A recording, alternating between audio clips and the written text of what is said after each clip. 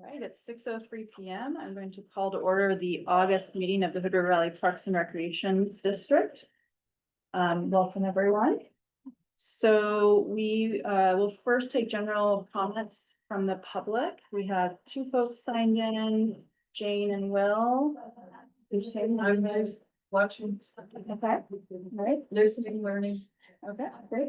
And then, Will, I know you're presenting later. Are you just gonna use that? Yes. Time? Okay, great. And we have some folks coming in. Where the parking was crazy. Yeah. We were just calling for public comments. If you would like to, sign up to do public comment, right now's the time.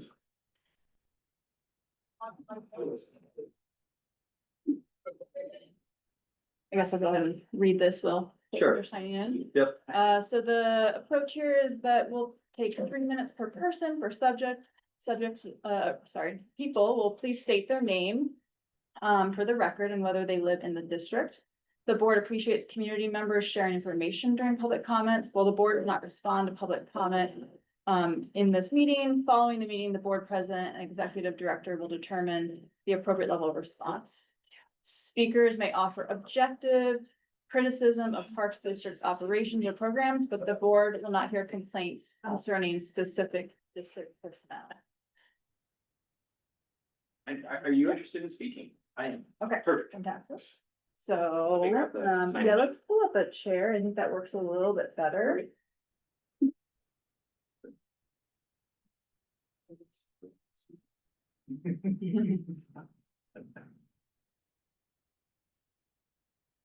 Thank you. And then, sir, if you'd like to join us then? And do a little bit clock up here, and I'll start when you. Hi, who's Mark? I'm Mark Hello. Bradford. Yes. Yeah, all right. We've been talking a lot over the phone. We'll get that out of the way before you start. Yeah. All right, yeah, ready. I don't think I need 3 minutes, but I'm on the agenda today. My wife and I have a boutique hotel in downtown Hood River called Thistledown on Oak. And we opened up with 3 rooms and we're starting the second and third phase, which is 5 more rooms. And part of the brutal part of being a small business is we've got just our cash flow to work with.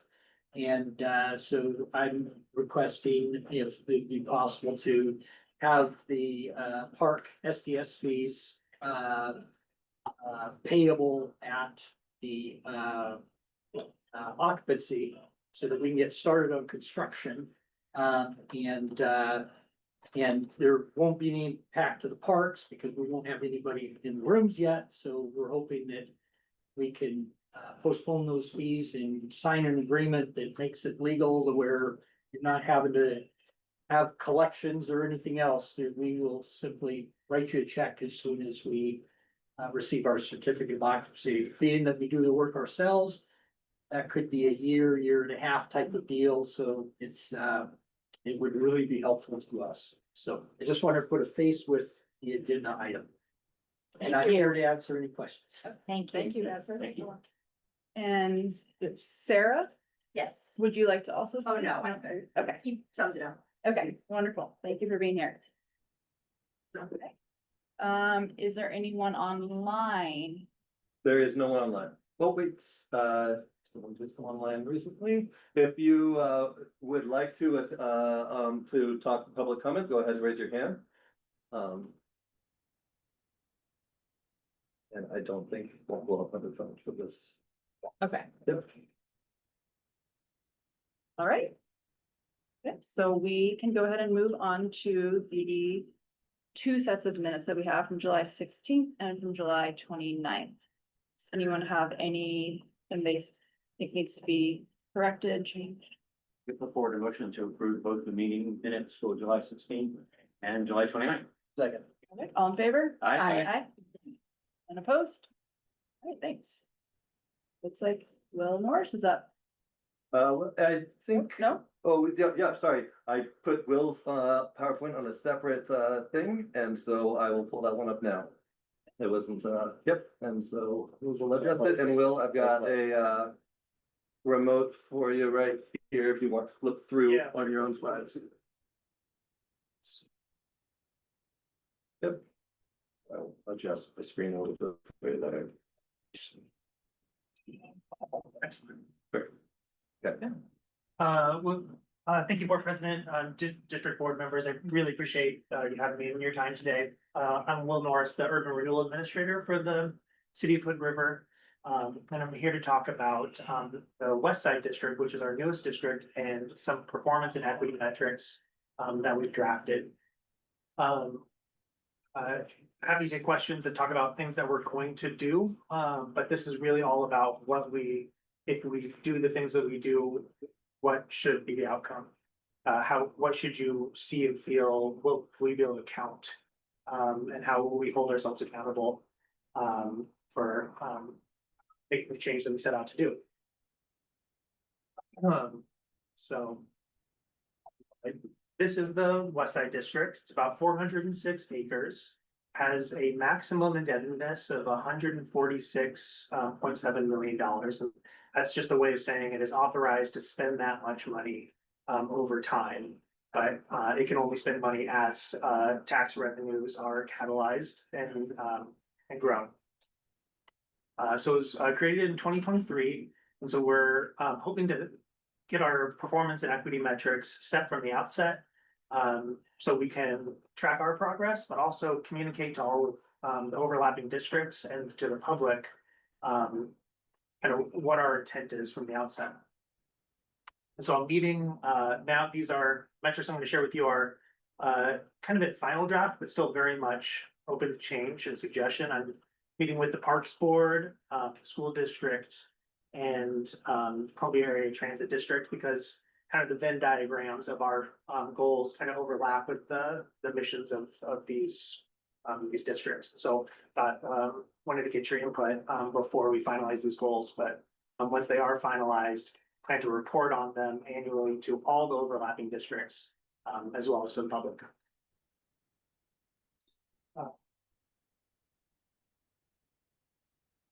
Oh, sorry, I think I clicked off of that, so there we go, try again. So there we go. So these are our goal areas that we have attached performance metrics to. Some of our other urban renewal districts have their own kind of plans and their own sets of projects. The West Side is really about putting money behind existing plans. So we have an adopted transportation system plan. We have a housing affordability plan. We have the multi-jurisdictional parks master plan that we've all signed on to. And those have gone through the public process and they're fully formed, but they're not fully funded. And so tax increment financing and urban renewal is a way to breathe life into these kind of existing plans. So that's how Westside's a little different than some of our others. So we have those three plan goals there. And then we also have some measurements around equity, because as you focused public investment in an area and you build parks and trails and new roads, that can have an unintended consequence of raising land values, making things more expensive and displacing people. So we want to be really mindful of that and monitoring and reacting if we see any warning signs that that's happening.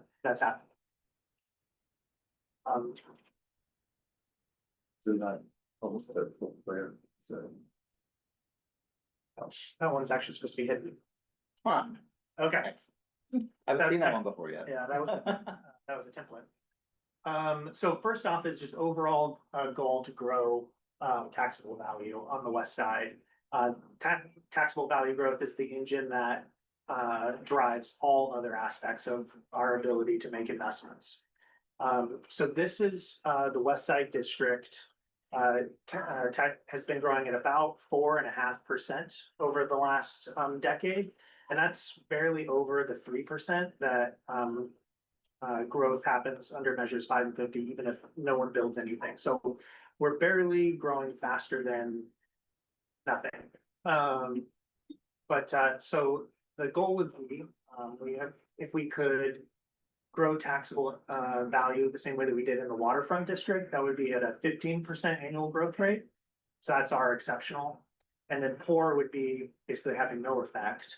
And then good is just splitting the difference. Are there theories you're gonna get to them why we're at 4%, 4.5%? No growth is happening on the west side. But I'm saying, are there theories on why?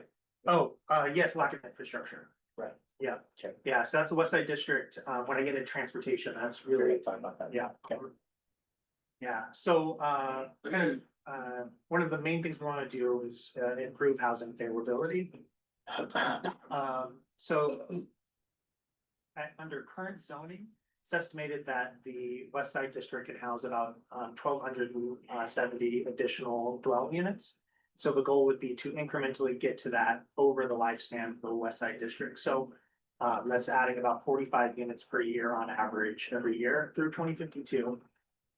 For comparison, the West Side District has added an average of permitted three new units per year for the last, about 10 years. And also because of the way that this urban renewal zone is created, the Parks and Rec District will see zero increase in our budget because you take that money. From the West Side District, correct? Yeah, so. Like, I don't understand why the city gets to take money from the special districts without our permission or consent, nor the permission nor the consent of county residents. I mean, I see this as It's a larger philosophical issue for sure. no, it's theft. Happy to discuss that. Would like to get through the performance side as well. So this is a development on the west side. That little bump was was the Hood River Crossing affordable housing development. That was on county property, so so 48 units of regulated affordable housing, but other than that, you can see that growth has not been occurring on the west side. So we want to stimulate market development, but also market development is not gonna generate housing for households earning 60% of area median income or less. So we want to catalyze additional affordable housing developments. We have 48 already at Hood River Crossing. And we're gonna get another 130 when Mariposa Village is completed in 2027. But we hope to do several more through the life of the district. And this 381 new units by 2052 is the amount that the Department of Land Conservation and Development believes that we need to serve our population earning below 60% of area median income. Hopefully, if we're successful, catalyzing housing development and supply should make housing relatively more attainable. So this measure is median home value to median household income. And a rule of thumb is that a household can purchase a house that's 3 times to 6 times their household income. So if you make if your household makes $100,000 a year, you can comfortably afford a $300,000 house to a $600,000 house. No magic to that, it's just a real estate.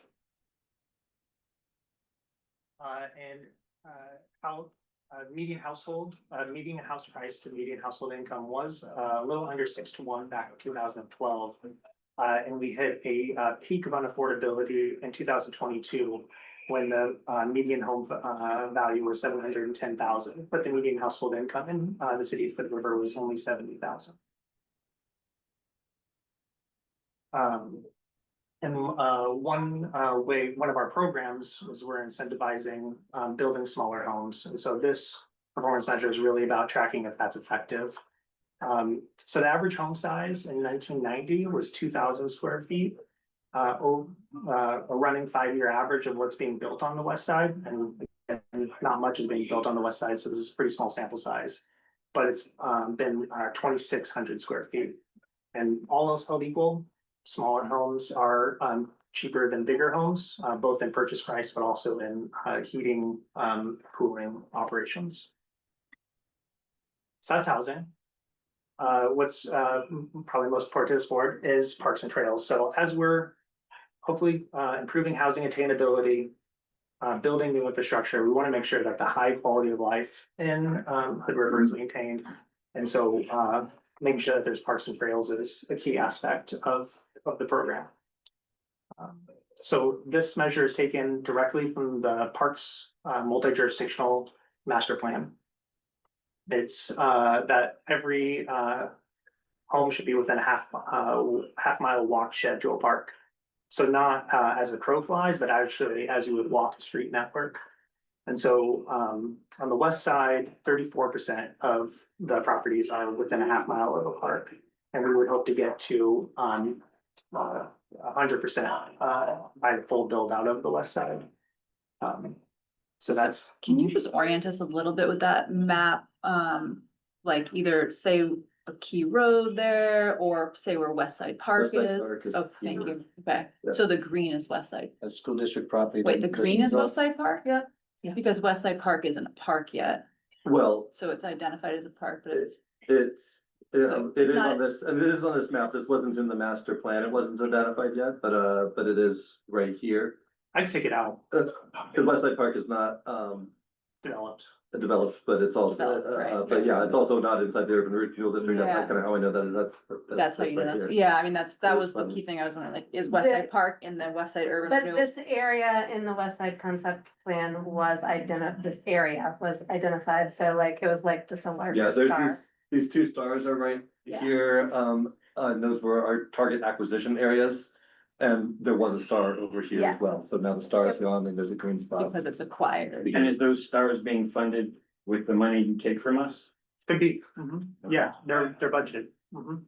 Yeah, the West Side District really sits on a three-legged stool of roads, housing, and parks and trails.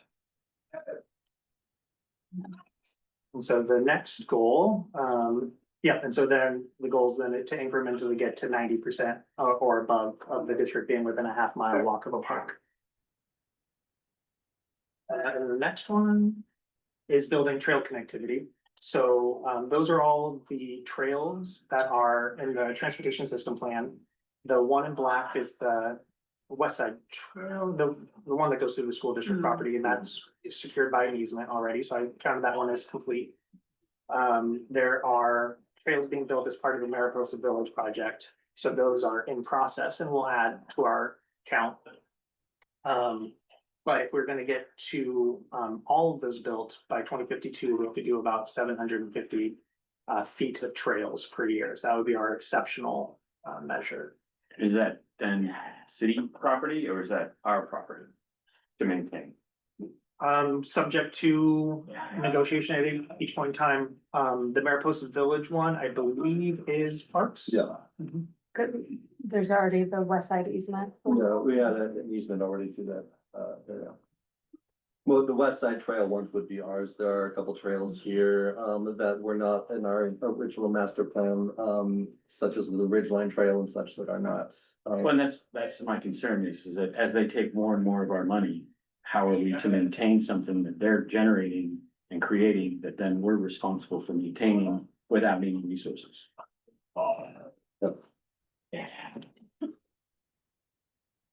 So the goal is to get, it says I can double check that, 475 or 550, I gotta do the math, but essentially get all of the West Side trails constructed by 2052.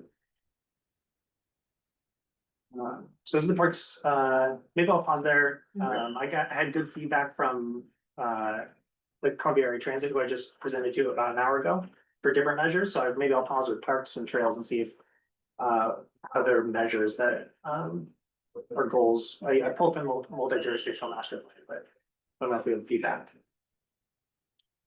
Well, personally, I've always wanted all the parks under Parks and Rec, but that being said, we would need to find the funding to help maintain it.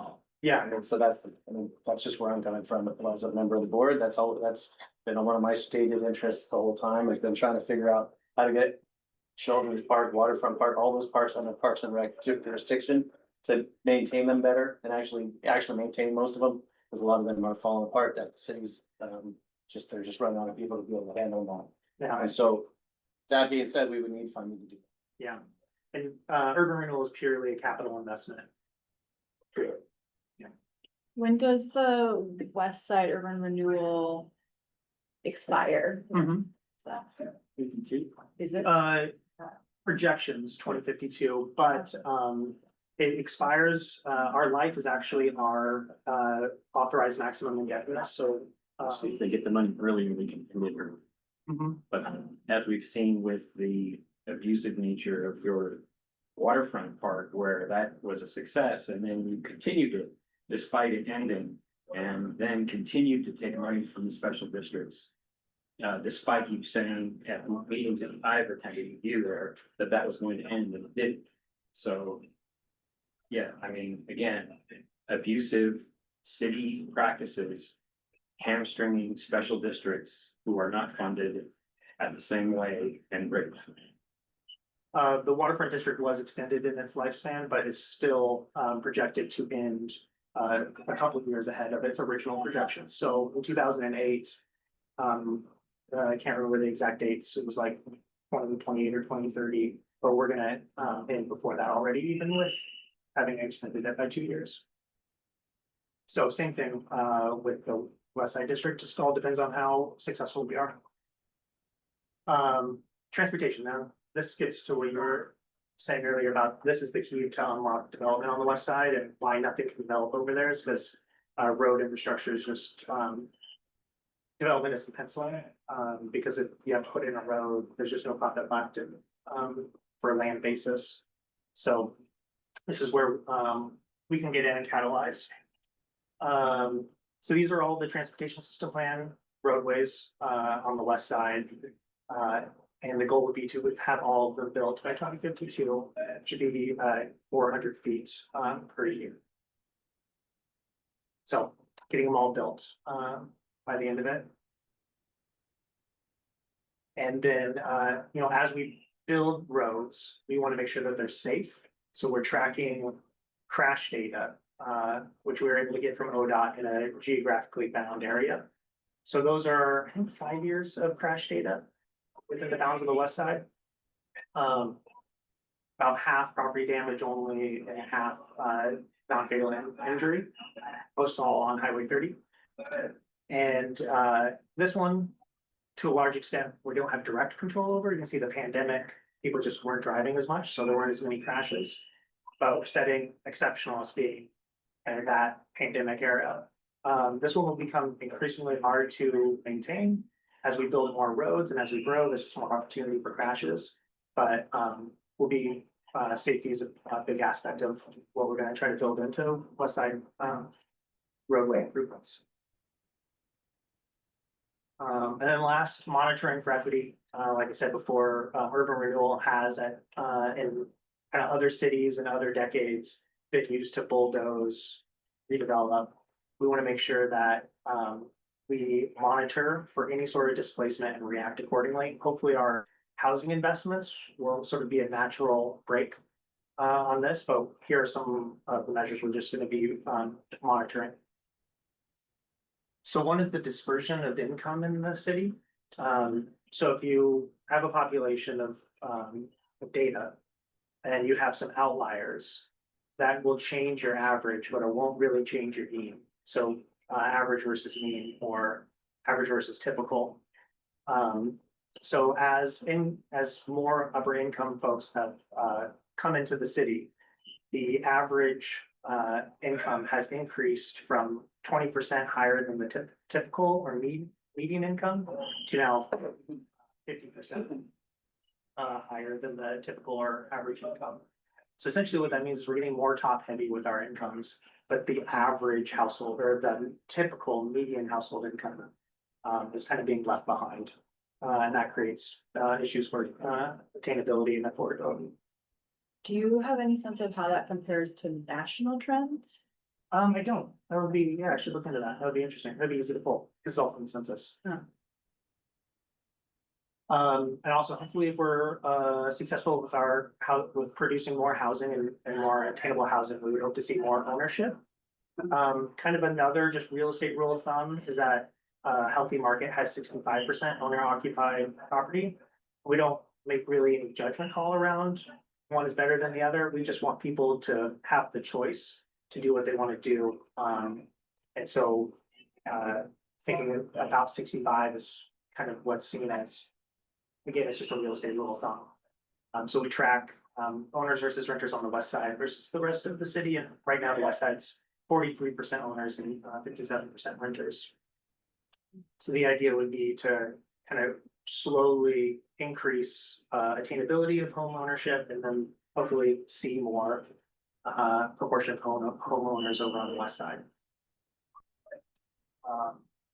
And then also about kind of creating a place for everyone at every stage of their life. If we're doing a good job of making housing available, we think we should see that in having a broad spectrum of ages. And so this is the percentage of the population that's school aged, 19 or younger. It's declining everywhere. It's declining statewide, but Hood River has kind of historically been younger than the state as a whole. But less and less so over time, as we get more and more expensive and unattainable for kind of households in their formation years and their kind of early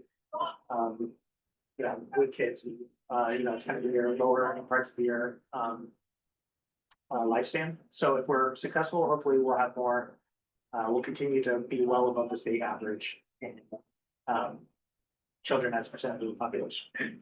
So are the black dashes the state average? Yes, Okay. yeah, you can see it's going down everywhere. And that's just demographics. And then lastly, this is the proportion of households or students that are economically disadvantaged. This is the only measure that we don't set a goal. Obviously, we don't want to set a goal of anyone being economically disadvantaged, but we do want to monitor for changes, especially between the Westside Elementary School and Main Street Elementary School, and make sure that we're not doing anything that's distorting the proportion. And this is really just something to monitor for changes and make sure that there's anything that we're doing or can maybe address. So it's just this is a monitor rather than a real measure. Yeah, and that's all of them, and very much open to input and changes. Oh, actually, go one more. This is the dashboard. So we're all in the reds and the oranges, and hopefully over time we'll get to see more greens if we're successful. All right, so pointing this out to us, what is the goal of telling us all this? Just that from just what are you looking forward to it? Just out of curiosity. Yeah, head nods, but also ideas.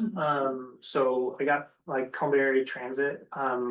One person suggested that we could have a measure of safe routes to school projects completed. And I thought that was really smart. I have to think whether or not that fits within the plan itself, but I thought that was a really good suggestion.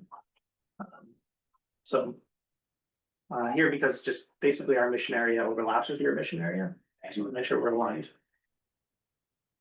Under transportation, you mentioned that was kind of the linchpin to unlocking a lot of the development out there, and I know that some of these are difficult, but I was wondering if there's any sort of like transportation data on traffic, like how bad traffic is, or the ability to get from one side of town to the other, because I would think that that's a lot of it is getting these key intersections built so that people can build there and things and get out of the west side or get down to the interstates and everything quicker. Yeah, can you go back to the TSP page? Sure.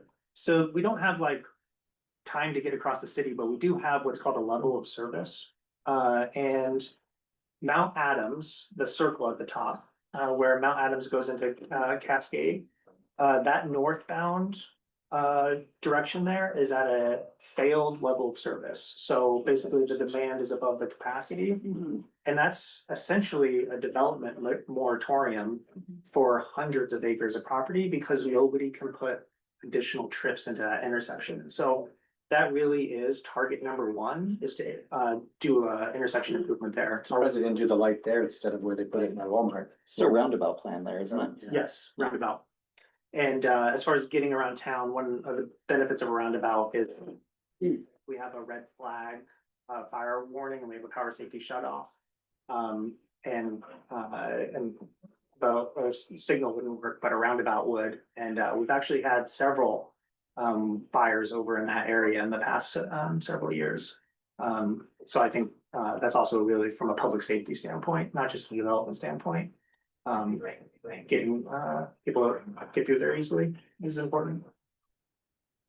Sorry, I got a little soapbox for Mount Adams. That's like.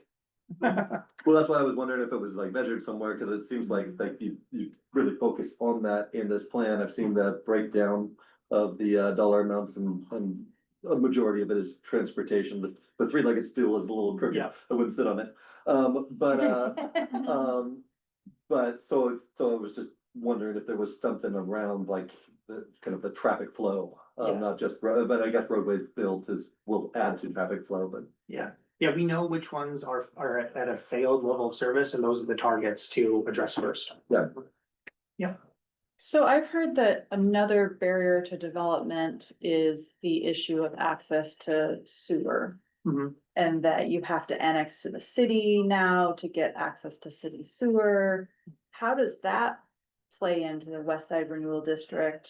Like, I know there's a parcel of land that's completely flat near there that's not selling because it's septic, and how does that play into this? Yeah. Well, so, our water, sewer and stormwater plans are actually considered funded. The systems development charges, are self-sustaining, so, you look at the planned capital improvements for the west side.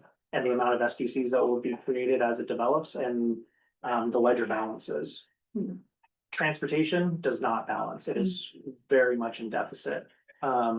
So, yeah, people are still responsible for extending a sewer line to the extent it serves them, but to the extent it serves others. You would get SDC credits for that, for like, if you have to put an oversized sewer pipe through a road in order to get to your house. Really, just the portion that goes to your house is your responsibility, the rest of it. There's numbers of ways that you can spread out that cost for all the other houses that will eventually be served by that line. But that land would also have to be annexed into the city. Yes. Right, which is separate process. And then you get From city the- taxes on how people don't want to do that. Yeah. Uh-huh. Okay, so there's not really any active work on that. That's just kind of if a developer wants to take that on and deal with the annexation process, that's for them to deal with. It's not something you kind of touch to try to help development move forward. We could help to the extent that they're gonna create new taxable value. And, whether or not you're spending money on your sewer line, or you're spending money on a road. Maybe we could help on the road side if it was a good return on investment, to the district. I'd have to look at the details of any particular development deal.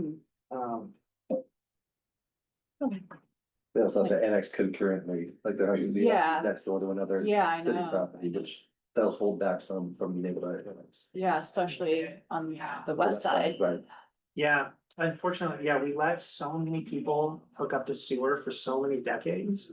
That it's created this kind of shell of urban level density that crusts around our city limits and creates barriers to them leapfrogging.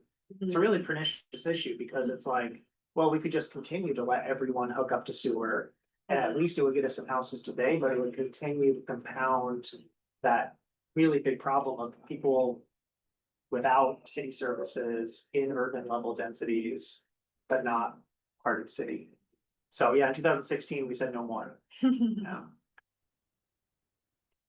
I'd just like to stress one last thing. I mean, he doesn't have to listen to us at all. This is a courtesy that he's giving to us. We have no say in what he does. We have no control of the money he takes from us. And we have almost nothing to say about parks and trails, despite it being our remit. And I just think the Urban Renewal Agency is a horrific example of overreach. And the fact that you take money from us and sit here is disturbing, to say the least. Well, but you are insane, he attacking this person as an individual. This is a city agency, right? A city entity, it's not one individual who's doing their job. That's fine. Okay. I have to make that distinction and Okay. we can have a discussion. Thank you, everyone. Thank you. Sharon, let me, give you, Will, you're Oh, right.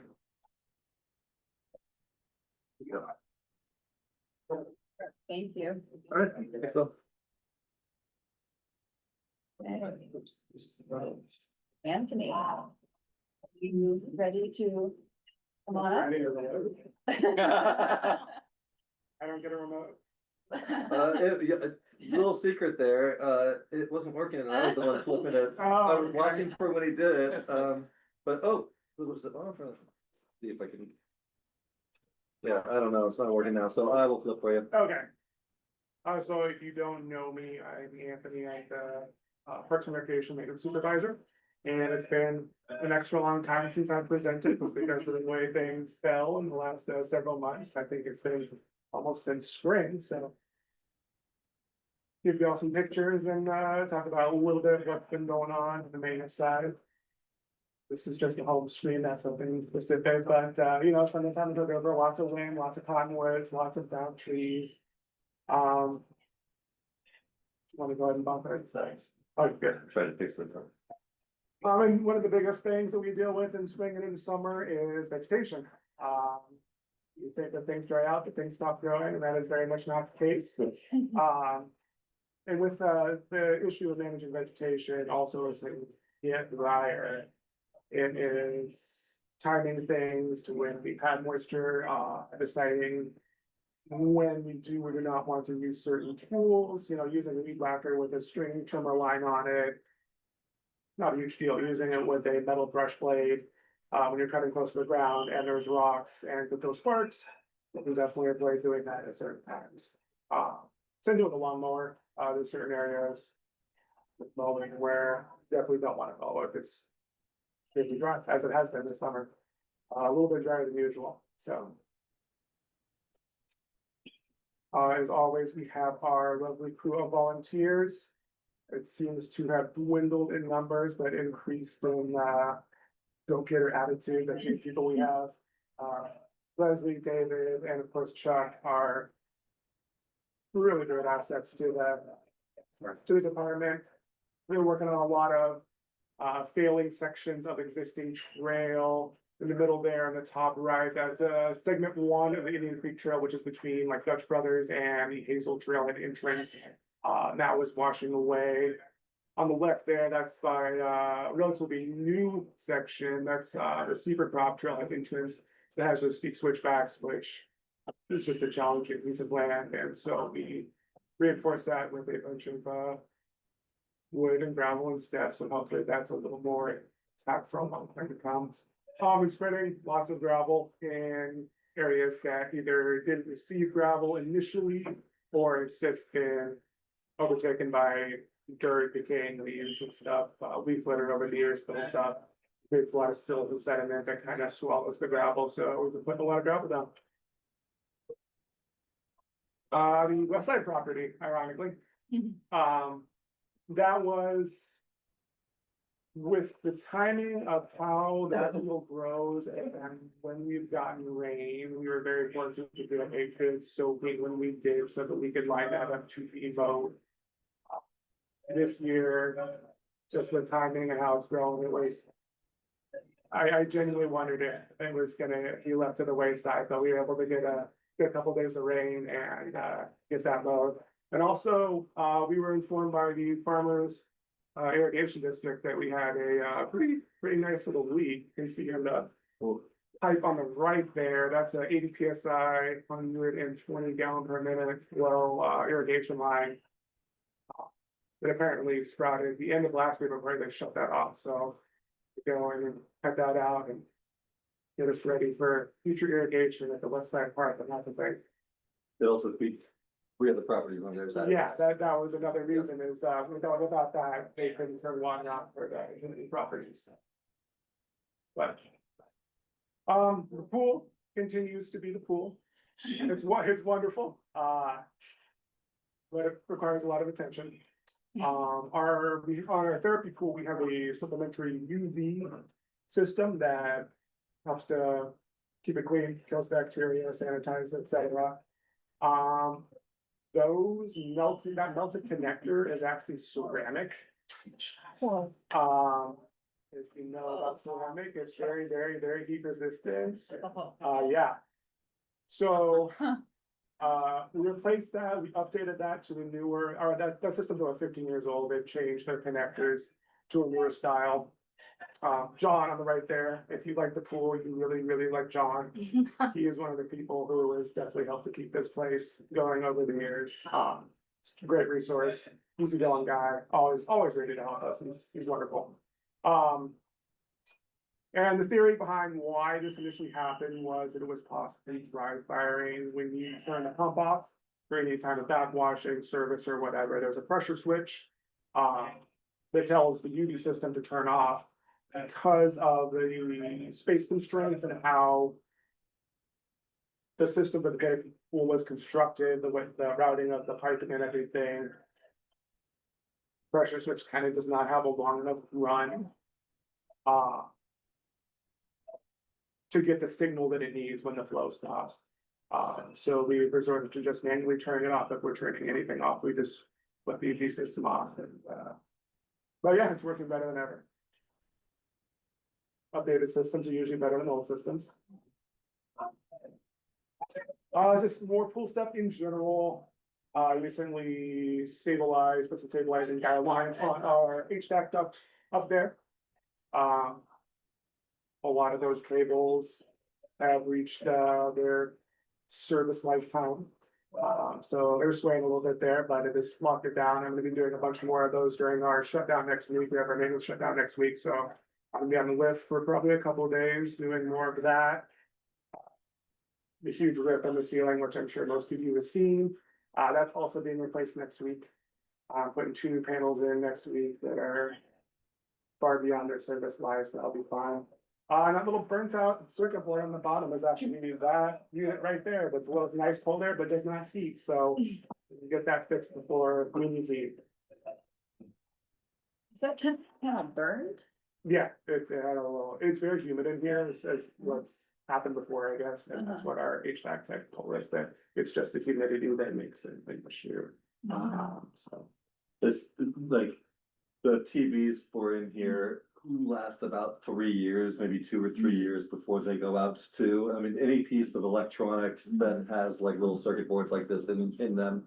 It's just a corrosive environment and they don't last very long around in this area. Oh, well, I was at a panel. Oh, the It panel. Looks like it caught Oh, on fire. no, I think that's just a shadow. Oh, okay. Yeah. Okay. Yeah. I thought you were talking about when you said. No, that, Burned, yeah. yeah. But thank you for that explanation. yeah. And this, a not very exciting picture of the surge tank and the filter for the rec pool. The reason I put this in here is I mean, I'm sure everybody at this table has heard this many times before. The rec pool filter is really struggling as of late. You know, combined chlorine is good, chems are good, water looks clear from up here, but as far as turbidity and clarity, if you look through the window downstairs and the filter's ability to clean itself when backwashed, it's definitely struggling. Allie, the pool supervisor, myself, have been doing extra backwashing. We're adding enzymes bi-monthly now. Enzymes help to eat up some of the biomaterial that accumulates in pools, makes it clump together so that the filter can filter it a little easier. During shutdown next week, we are going to drain the surge tank. We're gonna crawl down in there, we're gonna scrub it, we're gonna manually sift the sand, because the sand cannot be removed because the laterals are essentially being supported by the sand. Recently noticed just a little bit of filter media in the pool, which could be a fully broken lateral or a cracked lateral, or it could simply be from a heavy backwash. The sand bed can shift a little bit. We'll find out, but the rec pool is on a doomsday timer, so to speak, and you know, we're doing everything we can, and the water's still nice, and the pool's still good for now, but it is going to bear its head at some point in the future.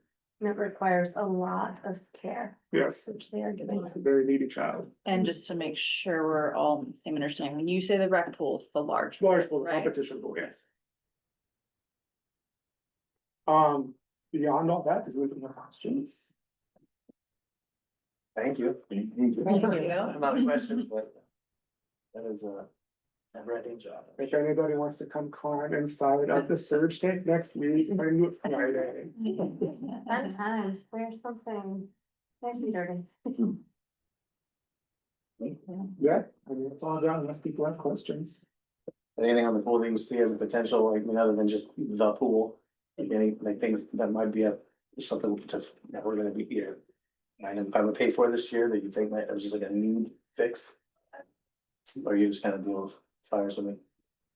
It's putting out fires as they come up. And certain things, we're probably gonna replace a panel to a couple of panels a year because those get weather beaten and get fatigued by, the wind and the sun and things like that. That's kind of to expect. I mean, I think some years it's one panel, this year it's 3 panels, so that varies a lot.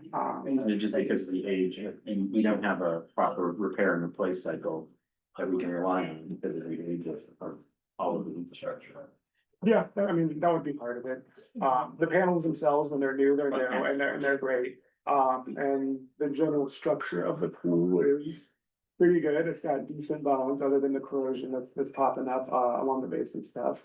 But yeah, we put a lot of money into HVAC last year and that worked really good through the winter and I expect it to do just as good through the winter. But yeah, could be a surprise. Right. 2 of the panels that we replaced in our original panels, so they were 1996 older panels that are extremely brittle. One of the panels we're replacing is actually a somewhat newer panel, but it's one of the ones that we take off and put on every year, and whenever we do that, we're putting wear on those ones as well. And so those are kind of the issues. Usually the panels we're replacing are the ones that we're taking on and putting off, putting the tear during the take off. This is rare that we've got 2 of them that have torn out there, but I can see, once a couple start going, it's kind of like, when your headlight goes out in the car, you expect the next one to go out in a couple weeks, and we'll be replacing that one too. It's kind of the same thing with this, and for us, there's 24 panels, so. Are you still running the same anti-climb system? We have had to climb in 4 years. 34. Quite the view. Right, is that all? That's all for me. Okay, thank you so much Yeah. for being here and See you guys presenting. later. And Mark, you're up to. Yep.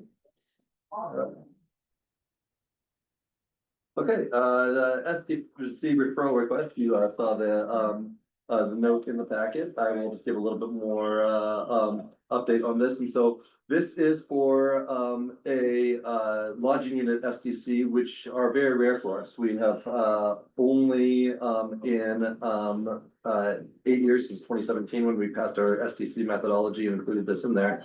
The first the only ones we've done started a couple years ago with the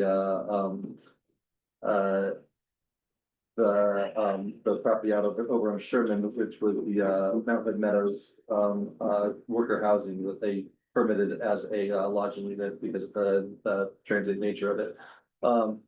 The other one that you all saw and we talked about a lot last spring or last year was the new Livewell Hotel or Wacoma building that is going in right now.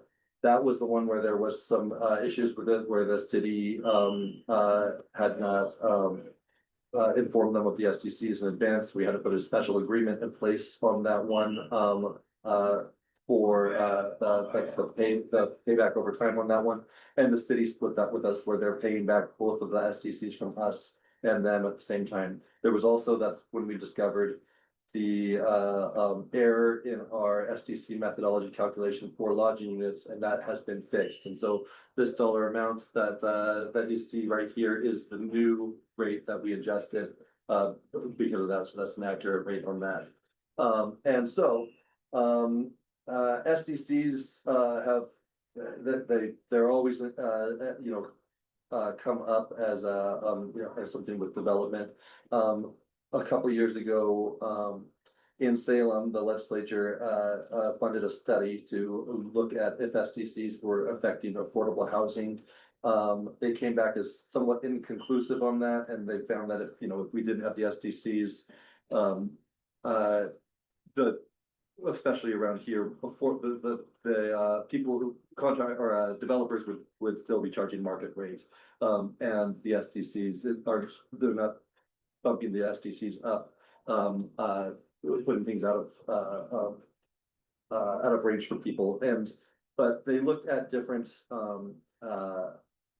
strategies on how to work better with developers. And one of the strategies that they did come up with was collecting the SDCs at occupancy instead of at the development fee or the permit time. Right now, we have a collection agreement with the city of Hood River and also a separate one with the county. And they collect SDCs at the time of permit.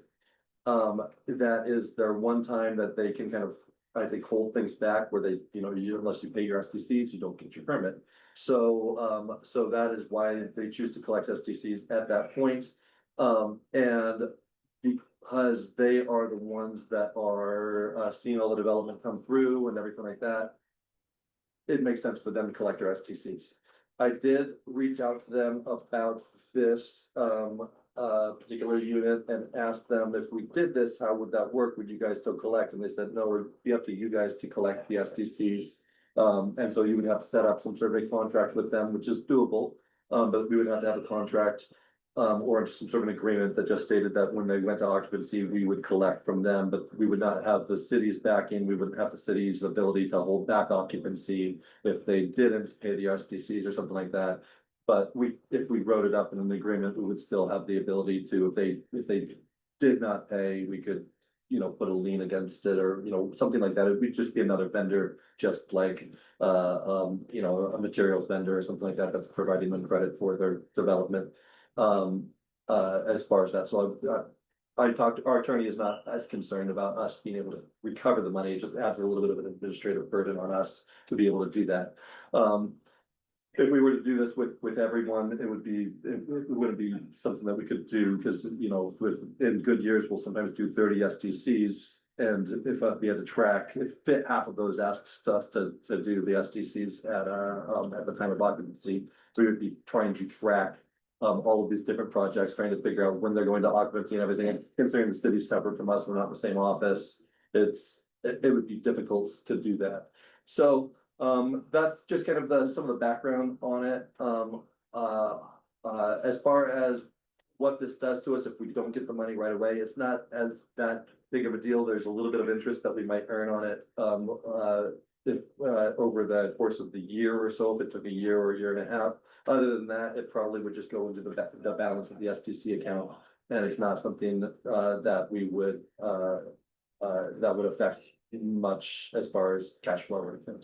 We just went over the SDC rates a few sessions ago, I think, if I recall, right? Do we do that once a year? Yeah. Once a year, they go up by around 3%. Right, so that being said, would we be collecting on, if this pays in a year and a half, are we collecting on current SDC fees or are we collecting now SDC fees? The way the city does it right now is they collect on the SDC fees of the time that the permit was applied for. So, but if we were gonna prolong it and not get paid the first 18 months or whatever, we could, and we have our own contract, I assume. But the future SDCs would be that rate that we're gonna charge. Would that Negotiate that. Right. Yeah, that we don't, it's not a process that we already have in place, and so, But that's on the table.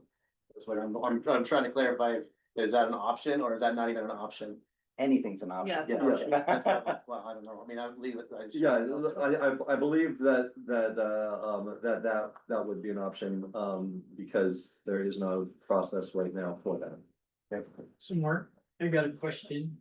Are you able to negotiate with the city to say that not to issue the occupancy?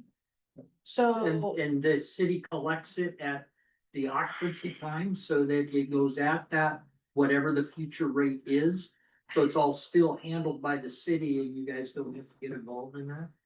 I could talk to the city again. My original conversation with Dustin was that we would be doing the collection ourselves. They would be doing collection for us, because I don't think that they have any sort of a trigger the planning department on that, but they are the ones that issue an occupancy permit, so it would make sense that they could hold that back, but I don't. You bet they I don't, could.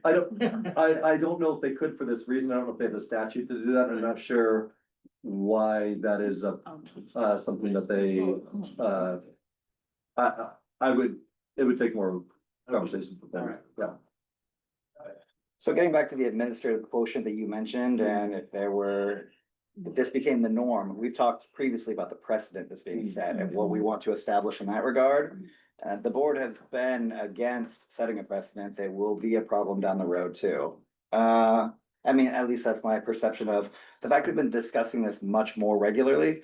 And even the last time we talked about it, we said, what's causing this increase right now? Because you stated previously that we didn't have a lot of these requests coming in. So is something happening at the city level that's getting them to say, you have these other options, go negotiate, they'll figure this out? Well, I believe the first one, so it's really only been two on the deferral.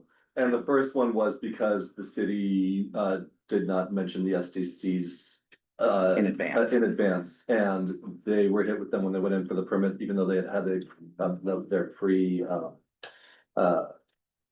pre-conference. And it wasn't listed as that, and it wasn't as clear on their. Administrative failure. on the part of the city.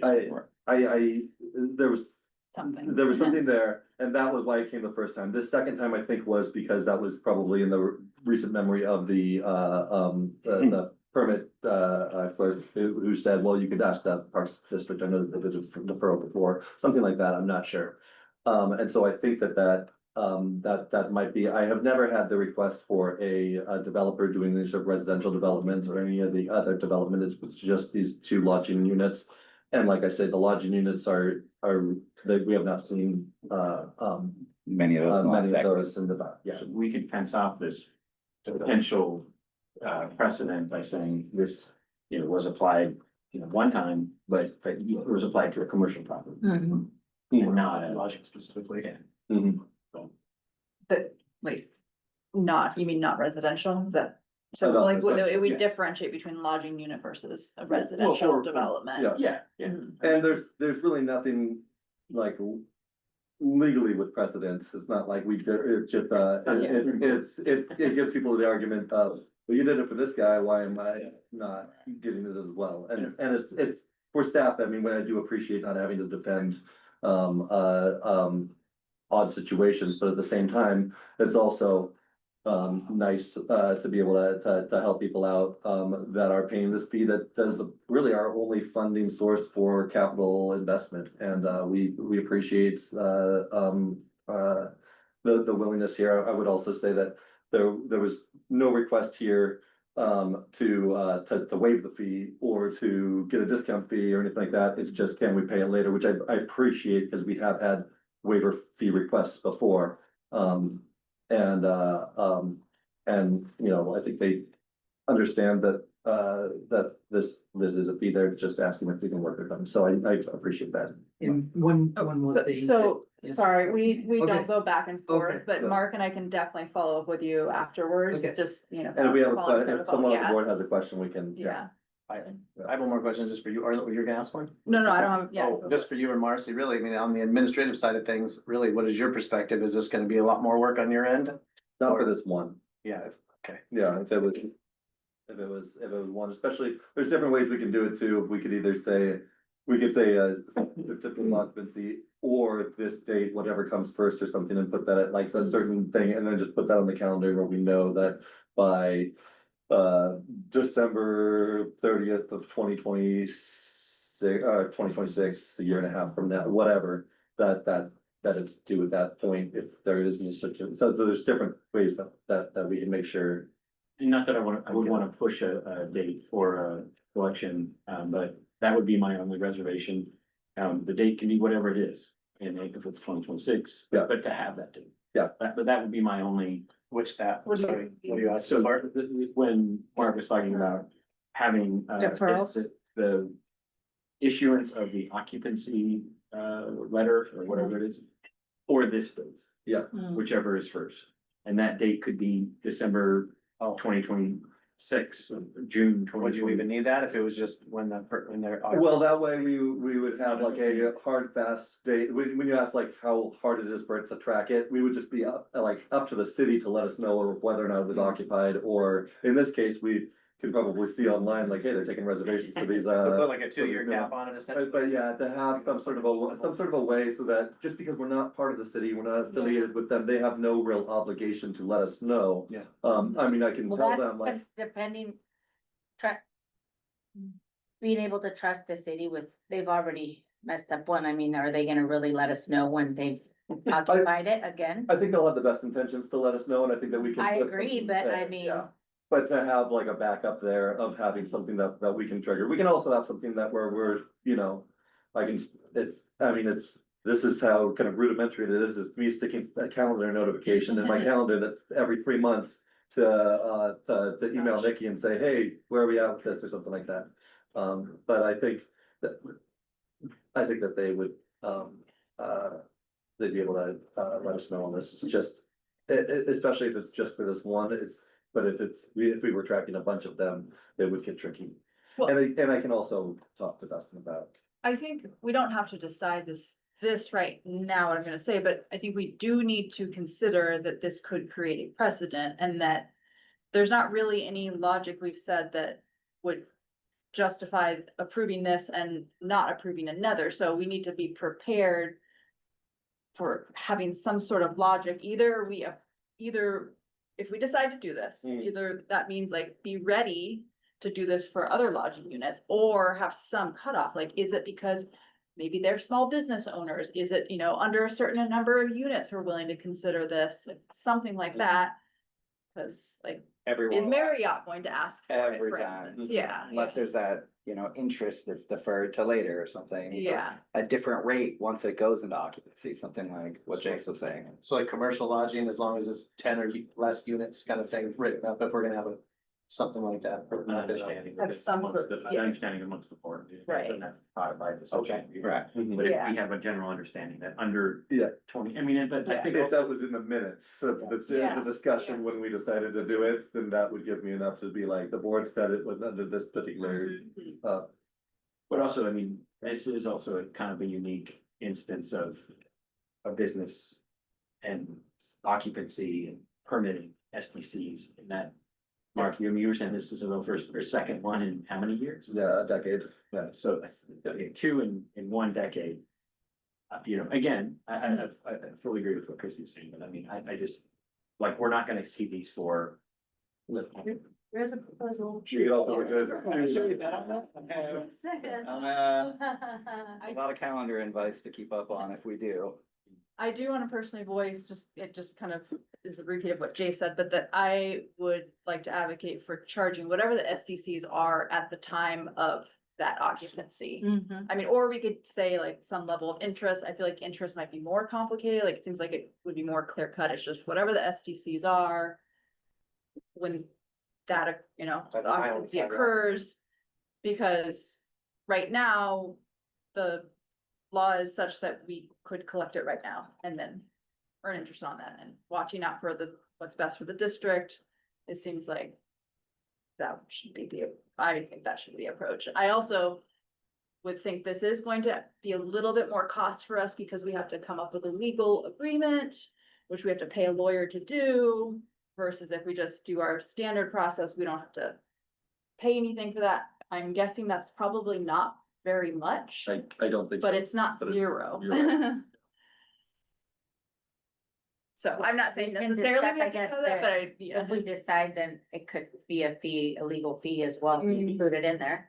Yeah. If we decide to do that, that way, it's Yeah. covered. You wanna Yeah. do this and it's cost assessment. yeah, So tonight, do we just need to set a motion that we're okay with the deferral given the administrator, you guys, the potential, the power to negotiate a reasonable deal based on Is that everything that we said sufficient? tonight? Is that? Yeah, I think that would be good enough if you just said, yes, like with these parameters, we are okay with doing it. As long as it doesn't, go past this amount or whatever. So. So adding a caveat, I would feel strongly about having a specific date. You know, like and again, it could be far in the future, but having a date, because then it's not open-ended. And, you know, there's a collection moment in the future, be it the occupancy or that date. Which is linked to the legal lien. Yeah. In case of a transfer of some weird nature. And then I do like the. Let's just say a reasonable timeline, like say 3 years, Yeah. 3 years should be enough. With that, I I mean, think it was less we than that in what they Yeah, had. Should we go ahead Well, I and know, ask if but that, you Well, can. I was thinking on what it. do you think 3 years, if that date is Three- working? 3 years would be. At the cap, and ideally it's Yeah. not. Yes. Or That's what I- occupants. I want to say that I applied for the permit and was approved in January. We simply don't have the money to come up with this and get started. Mhm. So this allows us to get going sooner. And because otherwise we may not pay the fee, we may not just be able to do it. So Right. It's very much appreciated and for a small business like us to get us over the hump, because once we get our occupancy, we get some revenue coming in. Right. I can borrow the money from a bank, because I'm saying I now have revenue to do it. If I go to a bank right now and say, hey, I wanna borrow $21,000. They're like, well, if you're a year or a year and a half, 2 years out, you know, you have no source of revenue to pay for it. So With the discussion of the time, I mean, 3 years seems like a long time. I mean, I was nonplussed It is. before, and now all of a sudden I'm. Or occupancy is what we're hoping on. For occupancy. That's where, Yeah. yeah. Okay. And they're gonna want occupancy, I assume as quick as they can. I guess. Yeah. So I'm assuming that they're gonna try to get a lot sooner than that, if you want, I mean, I mean, back to precedent does, everyone, well, they got 3 years, I want 3, you know, so again, 2 years be okay? or I is that mean- pushing it? Opinion. we'd have to see. I mean, we can only, You felt confident about. 3 is, yeah, I feel comfortable with it. Great, Yeah, okay. 3. So then Okay. I would make a motion to okay this particular deferral request and given our administration the chance to negotiate a fair deal, given our parameters of a deadline of 3 years and the SDC rate being what it is by the time of occupancy. And it applies to And businesses less than 10 to years. commercial units or commercial occupancy unit or commercial lodging units of no more than 10 units. Does that seem fair for everybody? That was not very clear, I understand. No, Mark, what do you think? I got it, and I will, I'm happy to second. What do you- I will also just, I think we could make it all work within there to check with the city, double check and see if we can do some sort of thing where they are still collecting it from us, and if that's the possibility, we'll try and go with that, because that would be my preference. And so I'll just double check on that, but as long as that door is open for us to check with the city, otherwise we'll collect it on our side. So then I will add to my convoluted Yeah. motion of what Mark said. Sure. We'll fix it all in there, as long as it sounds like everyone understands. Okay. I second that. Okay, all in favor? Thanks, Aye. Becca. Aye. Aye. Jace, do you vote? I said all that, I might as well go for it. Yep. Motion. All right, motion passes, thank you. Yeah. Thank you for being Thank you. here, thank you. Okay. Good.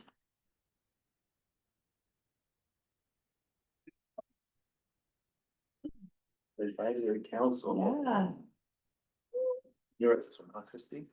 no, not me, not me. But you weren't at the. Oh, I was at it, I Yeah, was what, no, at I know it, you- not no. presenting. Yeah.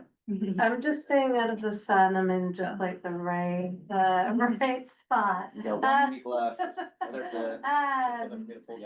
So just a couple of administrative items. The next advisory council meeting date is September 4th. So that puts Brian up for the board member attending that advisory council meeting in addition to Mike.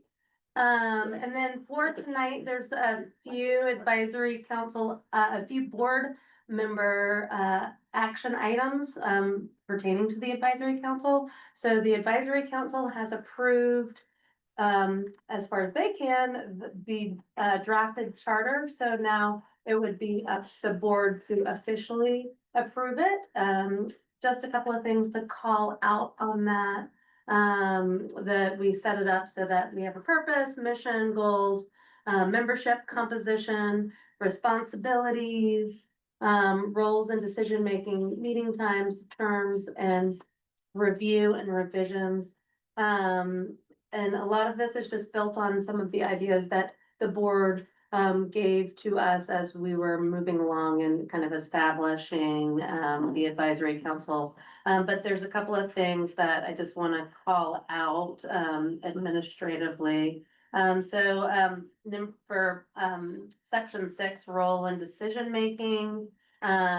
So just a reminder that the advisory council is serving in an advisory capacity, so they're giving you feedback. And they can give that to you through regular meetings and facilitated discussions. Like tonight, we have Jane here, and she's here just observing what's going on because she's an advisory council member and an enthusiastic public citizen, which we appreciate, and so she's learning about what's going on here just as much as they can learn about, and vice versa. That's why you all are kind of having this give and take of rotating through, right? They can also give written summaries or recommendations, and including a summary of dissenting opinions. And then hopefully a lot of participation in our public engagement efforts. And then a few other things just to call out in terms of the charter. So for example, tonight you'll see that we have an advisory council appointment. So anytime we have like a new member who is not within the calendar year, who is interested in joining, because we can have up to 16 members on the advisory council. We would invite that advisory council member to fill out, the interest form, and then we invite them to come to the meeting to participate, see what they have, see what sort of feedback, get the feedback from the advisory council, and then go to the board with somewhat of the same information, and the board officially would be the ones to appoint them. And then each year, and so it will fall on the calendar year. I'm sorry, the fiscal year. The board will go through the process of, asking people if they would like to reapply, and go through a similar process where we appoint the advisory council members each year. So it would be like a 1-year term. What's the reasoning for us to have to approve those, the random appointments like that? There's just out of curiosity. Because it just gives you all the ability now. So for originally, when we set this up, we did it through a collaborative sort of process, and Mike and I kind of, you all gave us the ability to kind of establish these parameters, but now through the charter, the advisory council thinks, and you all have the ability to appoint the members moving forward and approve of moving forward. What would the risk of just having it be? So it just seems like an added level of, is it necessary? Administrative work, bureaucracy, Yeah. so to speak. Yeah, Well, they're Like, is it advising the also- board, so Yeah. they're advising the board, so we, as a board, want to approve of who our advisors are. Like, we could still rely on the facilitators to do the process of coming up with this is who we think it should be, and just bring a list and recommend. We don't necessarily have to be the ones sorting through every application. But we That's the original. established those demographics we were seeking out to get the answers we were looking for, so that vested interest still lies with us to be able to. As a composition, we want. And then just another call out, Mike has agreed to be the standing board member for this first year. Of course, we wouldn't maybe expect him to be that standing board member in perpetuity. So it would likely be a similar thing where a board member might volunteer to hold that seat for the year, and then board members could continue to cycle through. yeah, it seems fair, but then there's no reason, and I guess it would be too much power to give to that one person to just say you and in your case, Marcy, and can't you guys just figure out who can stay on or who to add? I'm just trying to think if it's necessary at this other level. I think that our staff and the advisory council can say, we think this person is a good fit. We are recommending Yeah. this person, and that was indeed what happened with our advisory council, the potential candidate for appointment for tonight, the advisory council Yeah. members, said, we think this person would be a good fit. Can we invite her to come? She was very enthusiastic, upon a solicitation email. And so then it's just kind of putting the rubber stamp on it saying, this is how we're moving forward. And it feels like it gives it process. So, I don't think we need to belabor over it by any means, but, Okay. yeah. So, I don't know if there's any other questions about the charter, but, I thought it looked really good. Good job. thank you. The 16 is not in there. Do you feel like it needs to be? Like the 16 The cap? number of Yeah, people? I mean, that also might evolve, but like, is it useful to have Sure. that in there? I think that if we wanted to make a motion to amend it to include Mhm. that number, I think that would be perfect. I mean, I don't know how you all, in terms of how you feel, but I feel like 16, if we had too many more than that, it would feel really, I think really, it's already difficult to get through the time frame. To hear everybody's voice. Mhm. And so that number feels like a good amount, and so we could definitely add that in easily. We've been rocking probably 12 or 13 max so far at each event. How many are officially on the list? We have 15. Yeah, I thought it was. 13, I believe, and Danny Craig would make 14. 14, okay. I believe. Yeah, the room feels pretty full, but I didn't think it was at the max yet, numbers wise. No, I knew we had one space for Danny. I did not know if we had another one on top of that. People have been pretty good for attendance, and they have been remote so far too. 2 or 3 people each time have been remote. So if we had everybody there, that would change spacing dynamics a little bit. So do others think it's useful to put that cap in there, or just kind of leave that as a working understanding? Does it need to be part of the charter? Should be part of, I think it should be part of the charter. Yeah. Okay. Yeah, it's fine. I mean, it may add to more of that administrative bureaucracy of more people coming in regularly saying, you have space, right? You got space? I think- Anybody leave? Can we focus on that for a second? So we may be talking about this repeatedly, but we talked about bringing Danny in early as well and enhancing demographics, so they were looking for that early on. So a number does cap us. We could have a soft. I mean, who knows? If 3 amazing people came in, would we say, sorry, we can't have 17? Maybe, probably, but at Why the same, next year? yeah, I mean, that might be it, but the thing is to focus on the business at hand, and we're hoping to get the charter and everything done. So we can move forward, like Jace was saying, and focus on what we're trying to accomplish.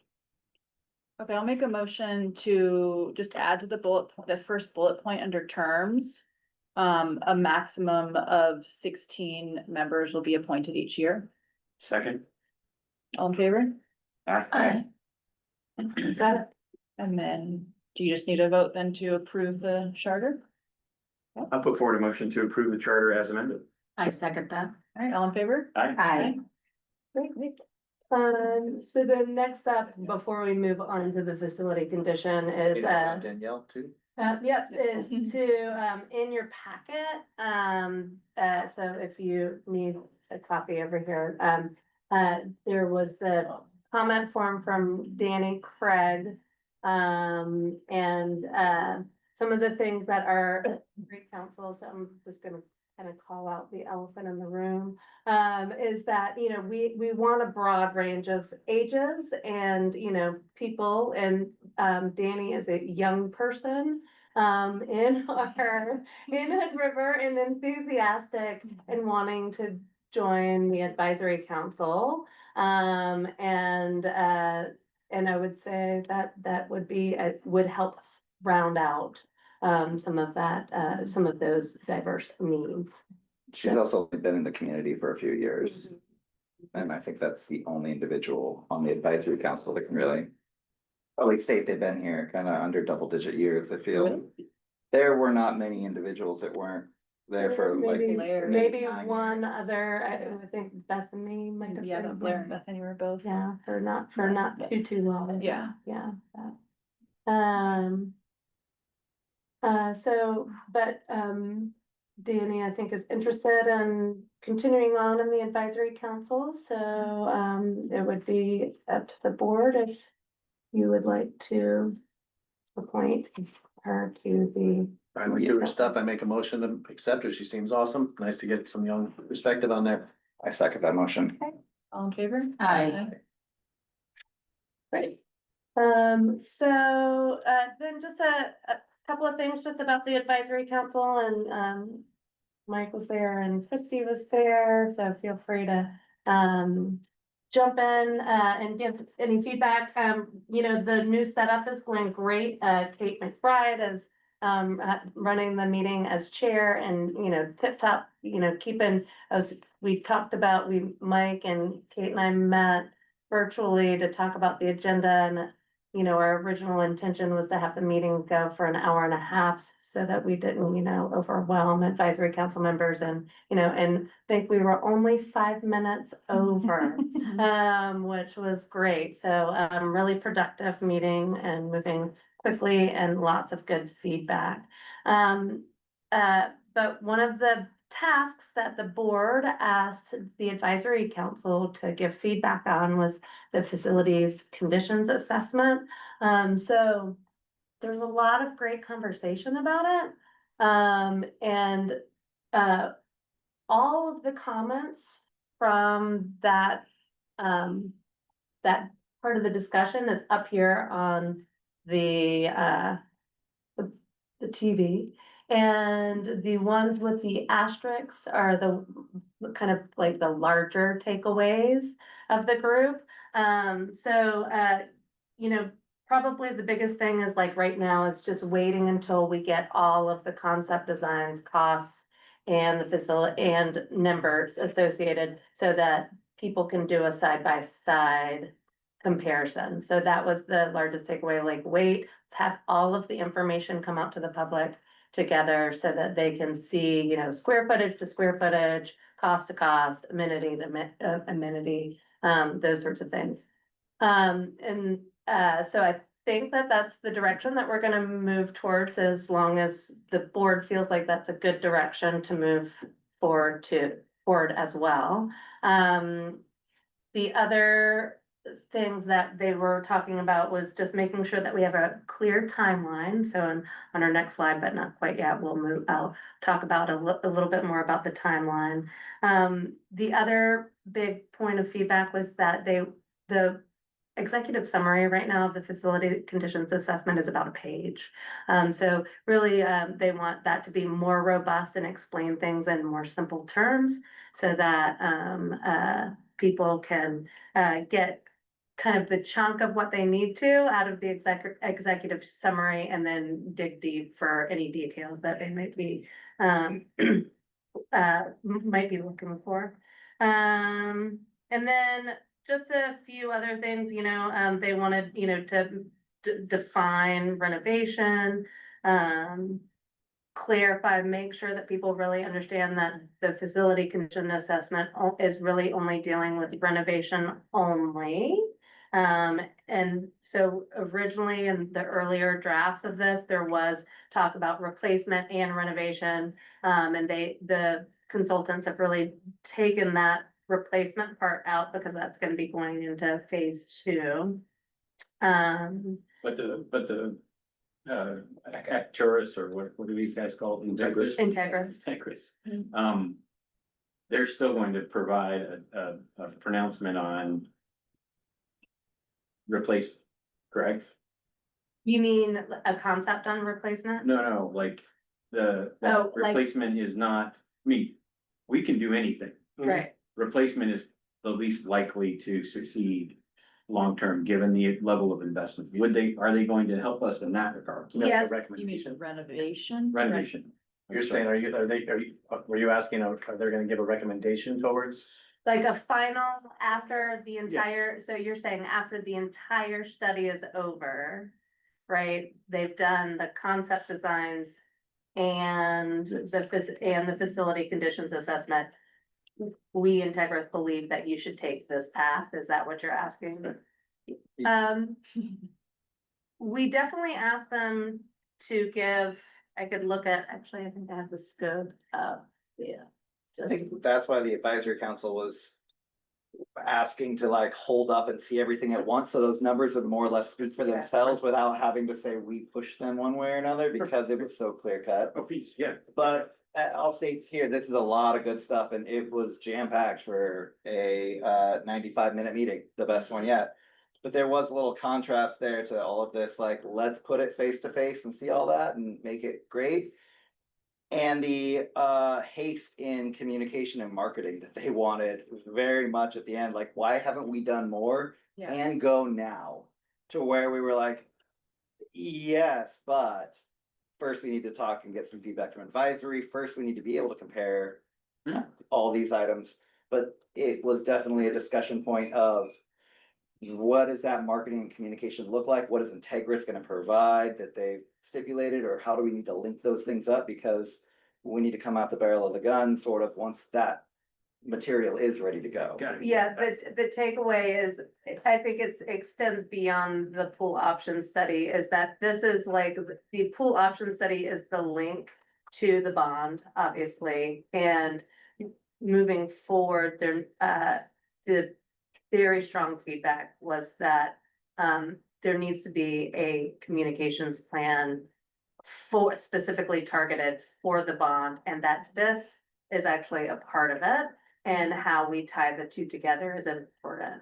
And one of the things at the very end of the meeting was, that I heard feedback on was just the desire to start mobilizing and, and actually be, starting to be that advocate and that arm, where, you know, there's been talk about, you know, like, what can we do to increase input from the community? And so part of that would be tabling and getting out there. And, you know, who would do that? And then, you know, it was basically that sort of like, oh, this could be a role that the But we can only advisory. do that once we have the second piece, which is the thing that we're waiting for now.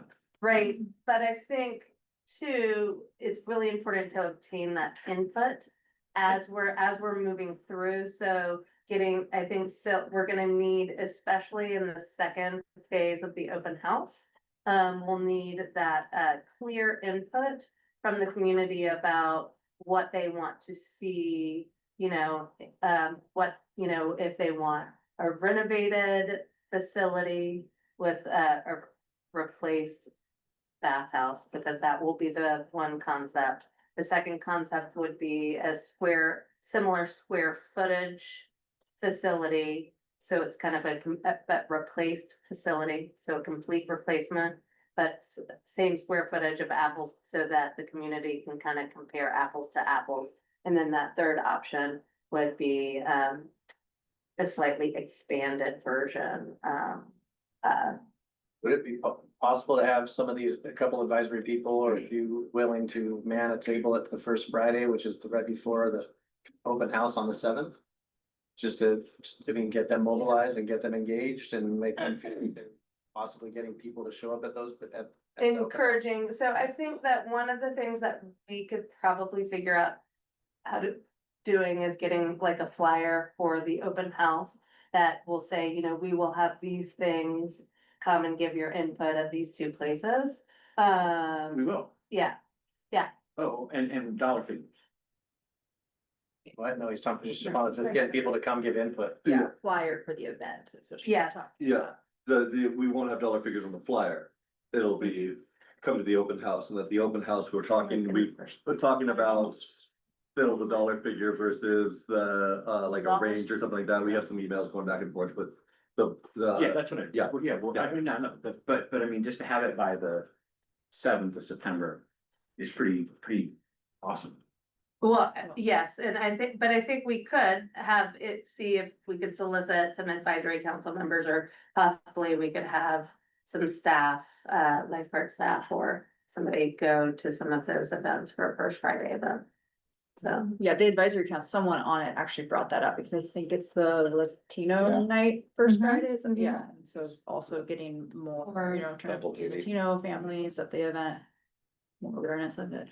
I don't think I see it in here, but I remember that it got brought up and was kind of conferred a little bit. The concept of survey fatigue as well, and I mean, we all know it, and we're battling both sides of.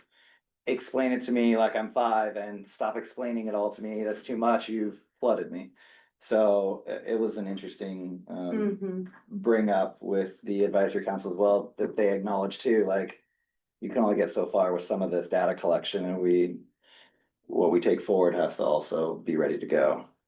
It's such a tough thing. I heard I was not at this meeting, but I did hear some of the explainer or the survey fatigue thing. And it's like that, this is what the public process is, though. We have to go out there and ask the community what they want. And the only way to do that is to ask them.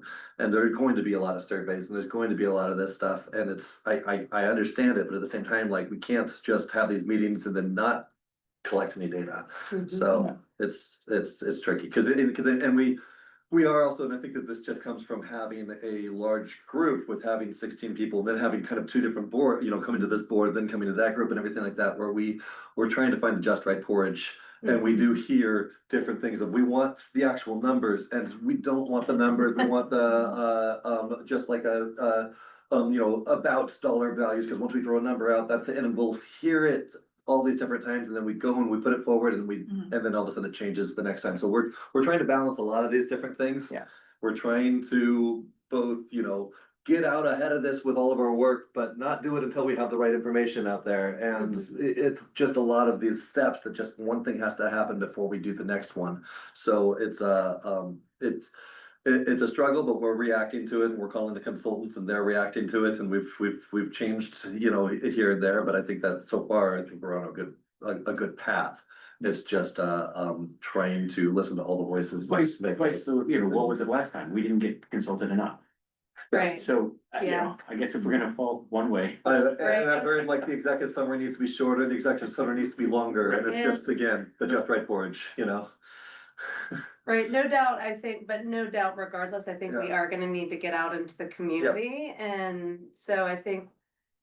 I just want to Definitely, have a message right, before we get out. we definitely need to be working Yeah. on, like next up for me Yep. will be creating some sort of fact sheet Mhm. and talking points for any volunteers who want to go out and help table or help present, at different groups, because that's ultimately like when we did do our last study, we did go out far and wide and presented to, Rotary, Elks, like all of the various groups in town, churches and PTAs. PTOs and, all of the things. And so, I think, again, moving forward, we're gonna need to continue to think that way and just think about how, what is the best way to reach people in our community, and I think some of that's boots on the ground and some of that's, all the different varieties of communication. So, thinking about, I think, just the biggest message is, thinking about perhaps, does the board think it's important to put dollars towards like a marketing plan? Might be something that, you might want to begin thinking about, in terms of how we want to approach, the next bond and levy measure to like help us, because it could be that, somebody with professional expertise could, be of help this go around. We were combating $10,000 last go around. Yeah. So just as an anchor point, Mm-hmm. that's good to remember. The other thing, when we were talking about surveys was they were talking about survey fatigue, but there was also, I think, some discussion around, are we really reaching everybody with these surveys? If we're sending it out to our newsletter and everything, we did do our district mailing that, was announced, or asking people to come to this, but it didn't have the survey info on that mailing and such. We are going to be doing one more mailing, this year at some point.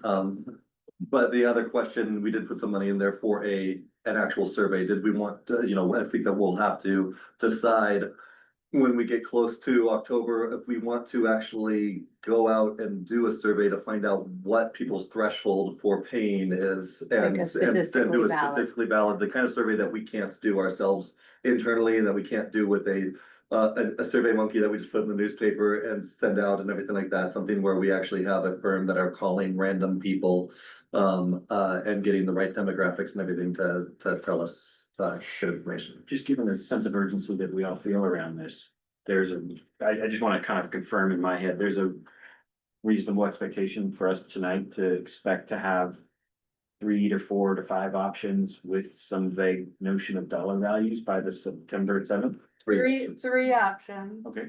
Mark. One of why which don't is you go to the renovation. Slide real quick. Renovation. This is, Christie was asking about, Thank you. and That one. I The did one. cut it off at November. Just so you know, this does extend this timeline and I can send this out to everyone. This timeline does extend to the May, 2026. But we put the whole thing on, you can't Yeah, read it. yeah, you can't read it when you do that. So, you know, we are here. If you were with us the last go round, Mark was, always had this little timeline of we are here and it got, as we got closer to the election, I think people were ready to see that start go away, but, so just a couple of things, board meeting and advisory council are up at the top, so these are kind of your task item lists, and then these are just some of the things that have already happened, so we've already, been working on that facility evaluation and report. Some of the questions I did email, our consultants, today. I have not heard back from them yet about how we are going to communicate costs, because we have been having a little bit of this back and forth about how to deal with costs and when to deal with costs. So I was asking for more clarification on what they thought the best course of action was going to be, whether or not that was going to be in the second option, or the second open house, or the third. And so we'll wait to hear what they have to say, but as you can see in the very bottom here, the concept cost analysis is supposed to be taking place now, so, we have been working with the consultants on concept ideas. And so, I'm presuming now, based on this timeline, that they are now reaching out to their cost analysis people to begin giving some preliminary cost analysis. So how that's gonna be presented, a little bit, we need to flesh that part out, but we're gonna work on a plan that's gonna be clear and make sense. This next pool open house, you can flip to the next slide, Mark.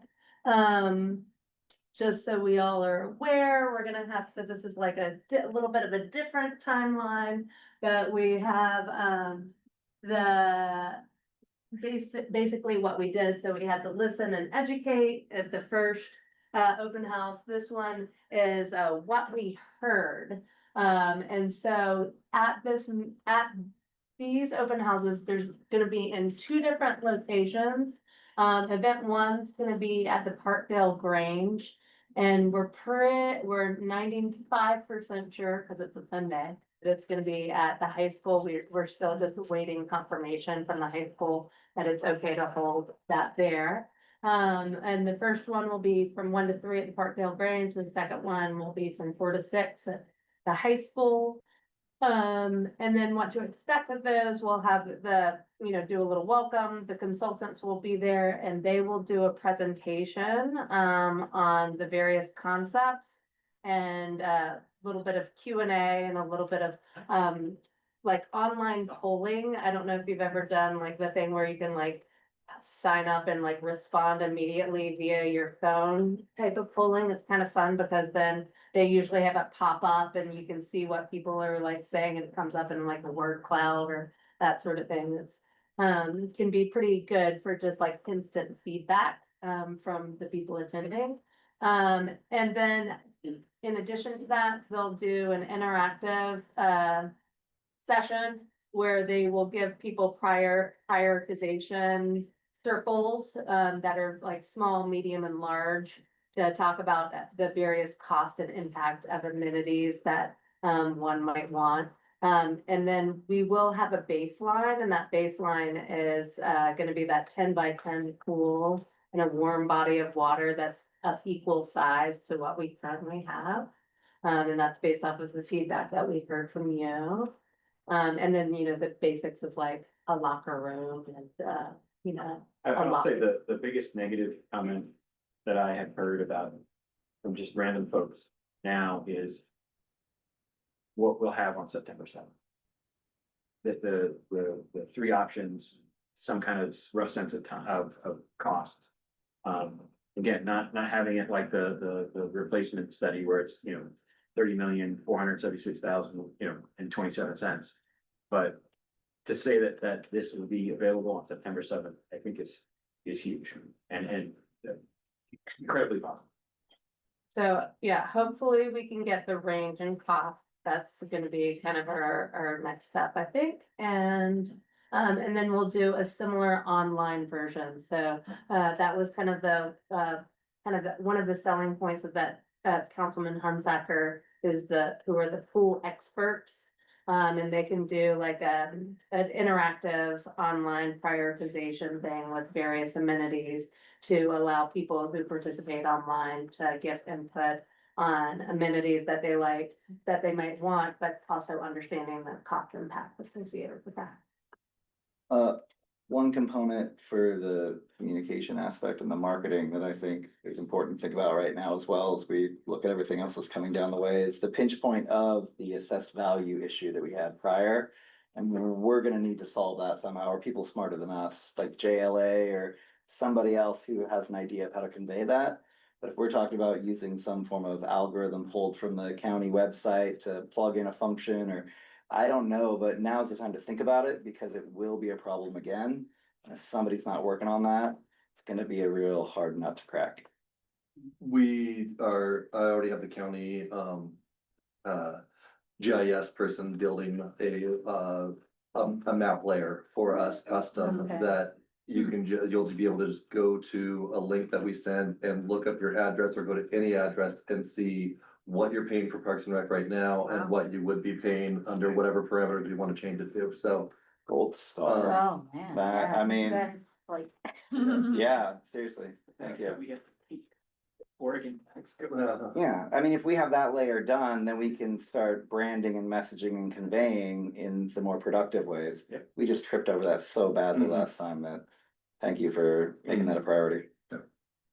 So Marcy, you said you've contacted the consultants and kind of waiting to hear from them about how to incorporate cost or if to incorporate cost. Mhm. I do want to just voice, I think I'm hearing from the board that we want cost to be part of September 7th at some level.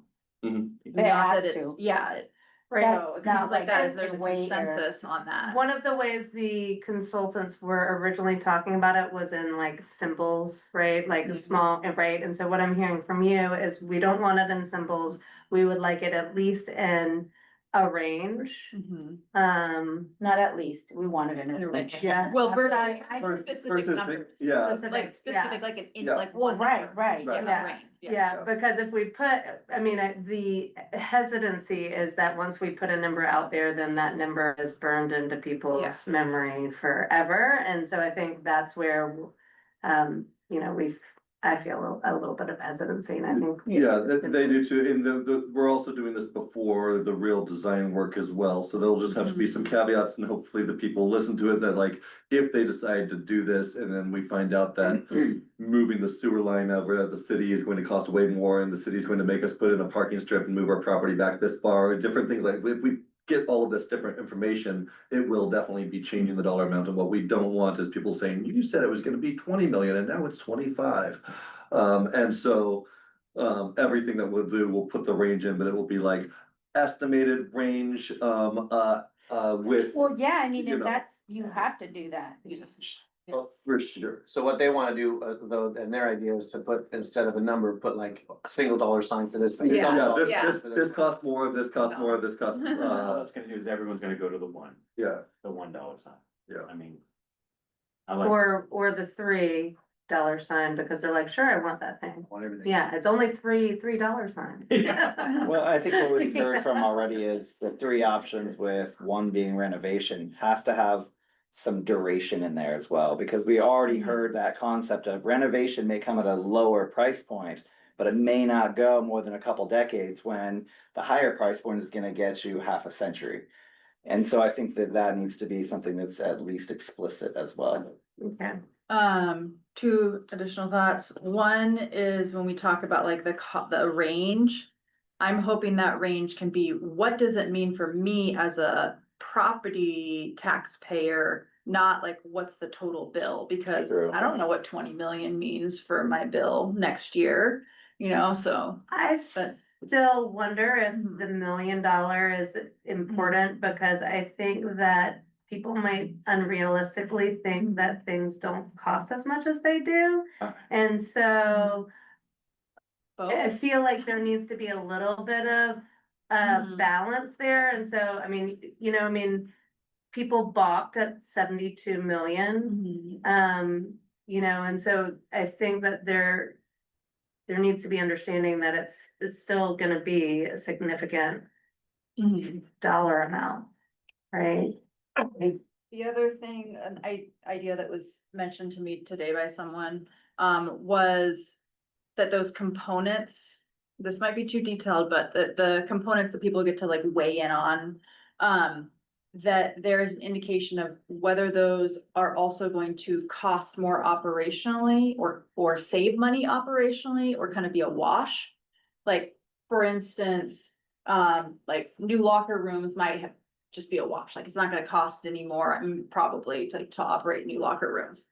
But if we have like if we had a lazy river, maybe that means it's gonna cost more to run it, like, and not even necessarily does it need to be dollars, but just like, is this gonna cost more to run, less to run, or? Well, I mean, neutral? our consultants, we actually talked about, like increased locker room space, which, costs more money versus, and actually having that as like, we have heard a lot about locker rooms from people, that they're an important, That's not my point, that's not my Talking point though. operationally, which was, I brought that up at the last consultant meeting, was to have either some sort of an asterisk or something on each one of these things. So like a water slide would take one extra lifeguard Right. if we did that, and so there would be a long-term cost. The roofs will be, if we do a tent versus a building, the tent's going to cost more in utilities for the long-term cost, Exactly. that sort of thing. And they said that they didn't think that that was something that they would put in so much at this meeting. But they said the third meeting, they'll have a lot more of the operation cost sort of things on that.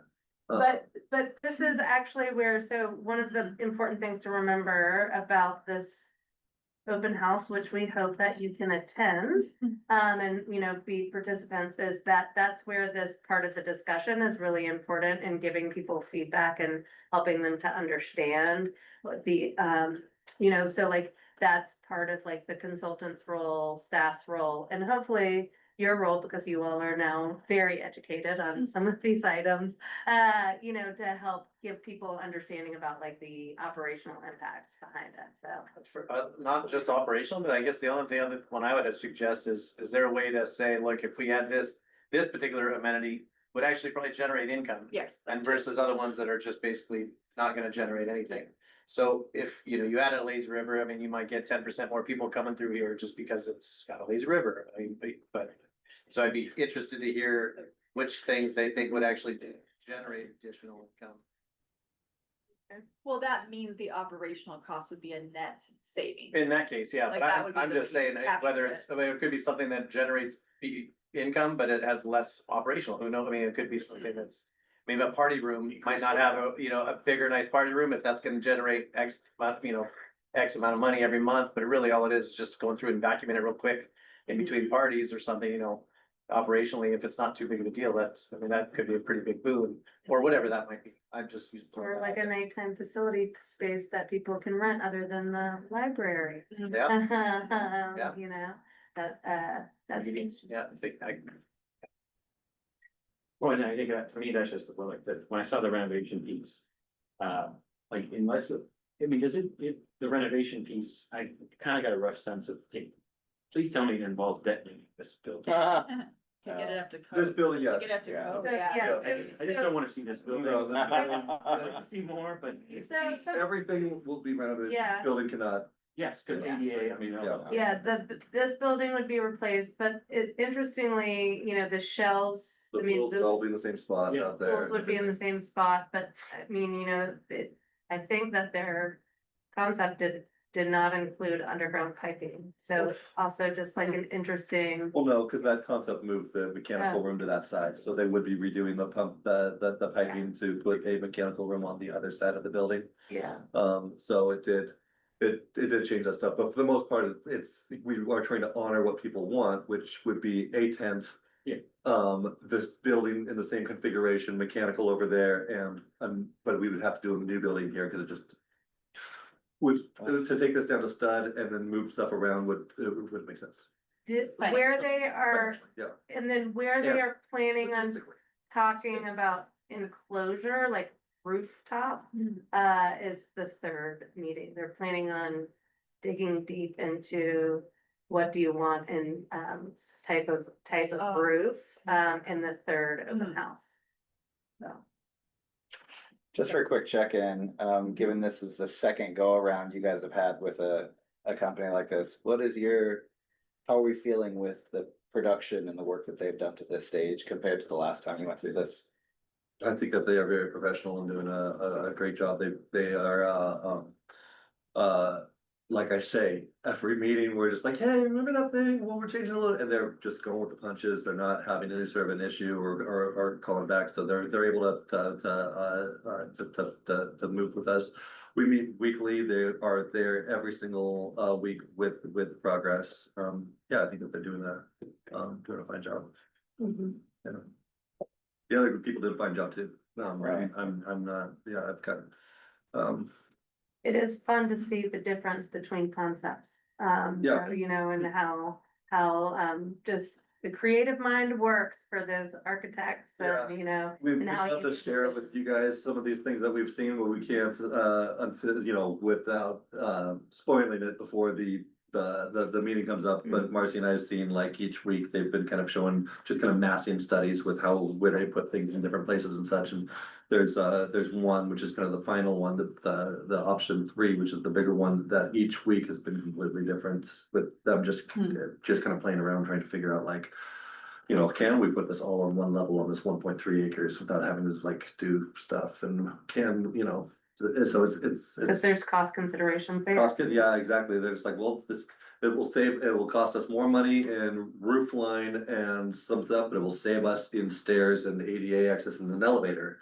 And trying to do those calculations as well and figuring out, like, will all of that work with grade of this property? And it looks flat, but it really, I mean, there's, you know, I think 16 feet between that end and that end, and trying to figure out how, like, to make that all work. And Are both not renovations, but completely new facilities capable of also, moving over to the Yeah. negotiated other side? I think it would be a new facility, I mean, a different design, just because of the sizes and everything like that. We're not even looking at that as one of the. We are, not at one of these options, no, we decided we would just look at these 3 options right now until we found if we had any sort of legs, and we're working on that for whether or not we could do over there, and they've been notified of that. And that would be a change order that we would probably have to do, because we've only contracted with them for the 3 options. And they are okay with that. The difficult part with that is getting that out in the public process. That obviously won't be part of this next meeting, that we would be talking about another location over there or anything like that. It would be if we were able to do it before the 3rd meeting, to be able to say, like, now we've got this extra option over here. But we should know that by the 3rd meeting at least. Yeah, we're working on it. But it really wouldn't change the components, The thing. right? It would change, like, maybe there'd be more room to add on something later, the pool wouldn't need to be closed, but we're not talking about having a gym or not having a gym. Nothing It's like not that. having a gym in either. But there'd be a huge change in the cost with a couple things. One is like moving utilities, land work on that other property, and then having to develop a parking lot on this property, and then having to redevelop a tennis court in another spot on that property over there, so there'd be. And then having to operate both facilities for like not having the savings of closing for that year and some things like that, so there would definitely be a lot, I think, on the cost side of things, but it's not like you would just pick up this building and move it over. What you'd probably look at is similar program structure to it. Of similar square footage, similar things, and then what you could also do is say like, okay, we've got more space over here, here's a phase 2 area that we could have. So that if we ever wanted to put a gym, maybe we could do it over here or different stuff, so we could build it in a certain area where we actually have options. Anything that we're doing right here is pretty much what we've got. We did talk about, there was one where they were trying, and I think it's the option 2, which is the rebuild, but rebuild with similar square footage option. Where they had one where they had a 2-story one with and there was a bunch of space over the locker rooms, and I was like, why wouldn't we just build over the top of that if we've already got a 2nd story? And they're like, because we're trying to keep the square footage the same, and I was like, they're like, and then they were like, well, but it does make sense that, you know, if we just went over there, so they're like, maybe we could just do like that's phase 2 area where we could say like, if we wanted to add that, this is what it would cost to add square footage over there for just like a, because if we already have an elevator and a staircase and we've got a 2nd floor, and then there's like this whole locker room area around there, they could add 1,000 square feet by just building that out. And so I've seen that done before in an art center where they actually did that, like built out like they had an entire floor and just like kept it bare studs. And then in 10 years, when they got the money, they took out the false wall there and they built out that whole area, so that you can phase out second stories and things like that. So the other location idea, wouldn't it possibly save money by not having to do the 2-floor scenario? No, Not probably really. not. Okay. It's probably a question for the architect, Yeah. but I doubt it. Because the staircase, and it's still not completely a slam dunk that a single floor saves money, because it is a lot more roof space and you know, span and things like that. Elevators and staircases, what takes up the cost there is one, just the cost of putting an elevator in, which is a lot, but not that big of a thing, but it's also the amount of lobby space, or kind of like the unused space that you have to use for those things, like a staircase and things like that. It increases that spot, which is not programmable space, but you have it. So it's more kind of a square footage thing just for those spots where the staircases and the elevator is, but that's it. So there's I think a line in there somewhere where it does not become, if you use a lot of that upstairs space and you've got it already there, where it doesn't cost, where it then would cost less money to do the 2-story. If you're using enough of that, so. Okay. And that's one of the things, because even like in their option 2, it still was a 2-story, but then their option 3, which was supposed to be the bigger option, they were able to put it out as a 1-story, which completely didn't really make sense with me. If they were trying to save money on that, I think, so. And I mean, maybe I'll just throw this out there, and I don't know what anybody thinks about this, but you know, one alternate option could be asking the city if the tennis court area could be a placeholder for a future site of a recreation center, and then continue to have the pool here. So like one day if sentiments change about a recreation center, you know, just having 2 sites. I don't think there's space, especially the free for parking Yeah. component, yeah.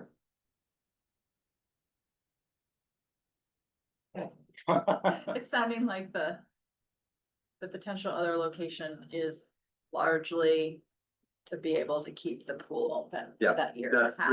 That is really it, Yeah. yeah, and then it's And to like, build The upon. expandability. Yeah. that was and the biggest- expand, yeah. And Expandability was the biggest part for me. Expand Yeah. at some point, Yeah. but not by very much necessarily, like It's more by than some. 0 than here. more than 0, yeah. Exactly. So that was, Yeah. expandability was the big part for me. Yeah, So have you, I imagine you've gotten the feedback you need from us. Yeah, a lot. You want us all to be at the events if possible on September Yes, seventh. please, I will if be- you would like. I can't be there. I will be out of town. I'm sorry. That's okay. I'll be there. I would miss the first one. Perfect. And I'll have more information as we move forward on it. Let's go straight to financial reports. Okay, so yeah, we don't actually have anything to talk about in our strategic planning, so we'll go on to finance. Well, finance report, the first finance reports of the year are usually kind of the boring ones, because you only got 1 month in there.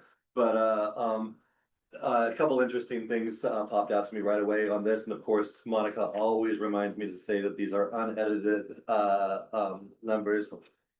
Swing a little bit down there, so this is the end. Or unaudited, unaudited. We didn't edit or audit these numbers. So there's a good thing to bring up with the audit. So the auditors were here, 2 weeks ago. That was the earliest we've ever had the auditors here.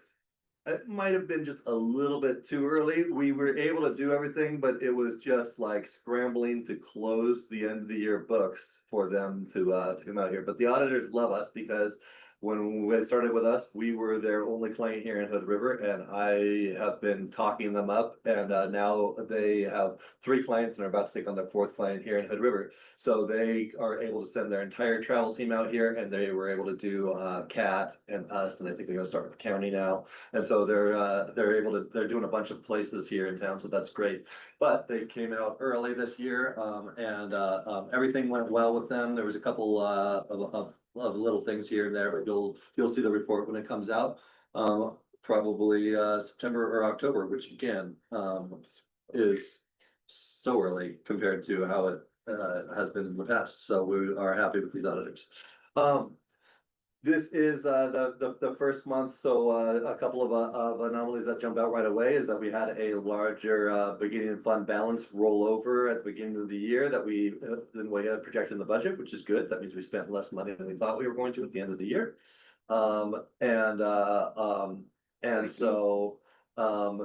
This is always just kind of the odd time of the year where none of this stuff makes sense, because since we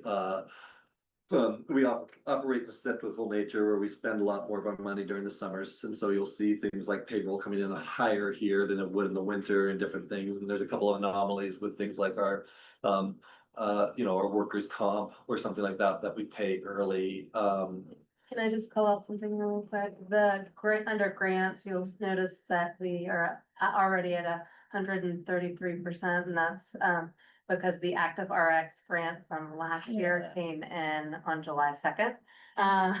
So that really should have been applied to last fiscal year. It came in this fiscal year, so we're still hoping to capture additional grant dollars. Taxes, licenses, and fees is up there too. That was a bill to pay for the election in May. Also came in and was paid in July. When we have an election, even like the ones where we're electing board members and such, those the county doesn't pay for all of that. Those are then passed on to the individual districts. So it's all based on how many Sorry, everybody. things that you have. Oh, we're sending the bill over. I'll pay an M&M's. So, but we budget for it, but that's why you see things like that come out all at once. I think it was a little over $3,000 for the election this year.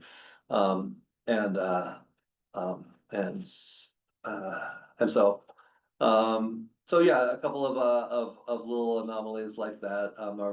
The meetings is a little high. That was that first public meeting we had. We bought food for that public meeting and some things that we normally wouldn't. So anyways, other than that, everything was explainable when I looked over everything, and looks fine to me. The recreation fund, again, so early in the years, at 6% expenditures, 4% revenue, again, or I'm sorry, back no, the total all expenditures. Revenue looks high because of course this beginning fund balance rollover. Actual revenue collected 6%. And then 6% of total expenditures right here, and so that's pretty much. Good, operating kind of right in the black. But again, this is a very cyclical thing where we did collect a lot of revenue. With registration before the fiscal year started, and then are paying stuff out right now. Like through the month of July, we had a lot of summer camps going and such, and already collected some of the revenue on that, so this one will change a little bit throughout the year, as far as how that comes in. But this is one that we're definitely watching now, especially as this is our first year without getting the school district's money coming in on it, so tracking that and trying to figure out ways to stay ahead of that. The grants item is not a specific grant you are expecting, right? That's just kind of a. A holder, we Yeah, can holder, find some yeah. grants, yeah. And then SDC's, again, beginning fund balance is the main rollover on that. Looks like we've collected one SDC outside urban growth boundary so far, and we've paid out a little bit of money toward a bill for the pool study, and then some of the Parkdale Park option agreement. So and no change in the improvement fund. Which is rare that we see changes in the improvement fund, so. That's it for the finance report. Are there any questions on finance? Communication came up, earlier, and whether we want to do a communication plan or pay for a survey, the 21,000 there. When that was budgeted, was the thought process 2 mailers and like something else? It was 2 mailers and yeah, the mailers are the main parts of it. Yeah, so pretty much just. It's pretty much what, I think we had used the budget like $4,000, and so it was 2 mailers plus the 4,000 we normally Okay. budget, yeah. Okay. So it's not as if it's already budgeted in to do a survey. The survey was not budgeted under communications, the survey was budgeted under professional services, and we actually did budget, I think, an extra $20,000 in professional services. This year above where we had in the past, in order to have either that or some other consulting work. Oh, okay, so legal and professional services, it's at 76,000. Yeah. Budget, okay. Yeah. Although legal's been costing a little bit more lately. All right, director's reports. This was a suggestion at the last board meeting, actually from our former board member, Nan Udom. A good of the order item there, I just wanted to put it out there first of just kind of like what this is and get everyone's feedback here on what you would want it, but good of the order is usually a thing that you put at the end of a meeting for non-business related items where each board member could go around. You don't have to, but you could if you wanted to state something about like, hey, this weekend my family vacationed over in Seaside and I got to see their new rec center and it was really great, and we should look at maybe doing what they're doing over there, different things like that. Or hey, in the future I'd like to see some conversations about talking to the city about maybe us taking over the park stuff, where we that sort of thing, just a thing where you can bring up future agenda items that you might want to be looking at, or different things like that, but not some stuff where you come forward and you say, hey, what do you think about doing this? I'd like to take a vote on it or something. We can't like spring new agenda items out there during the good of the order, but just kind of more, and if you want to express appreciation, that's not the staff, they were doing a great job or whatever, that's just a kind of good time to do it.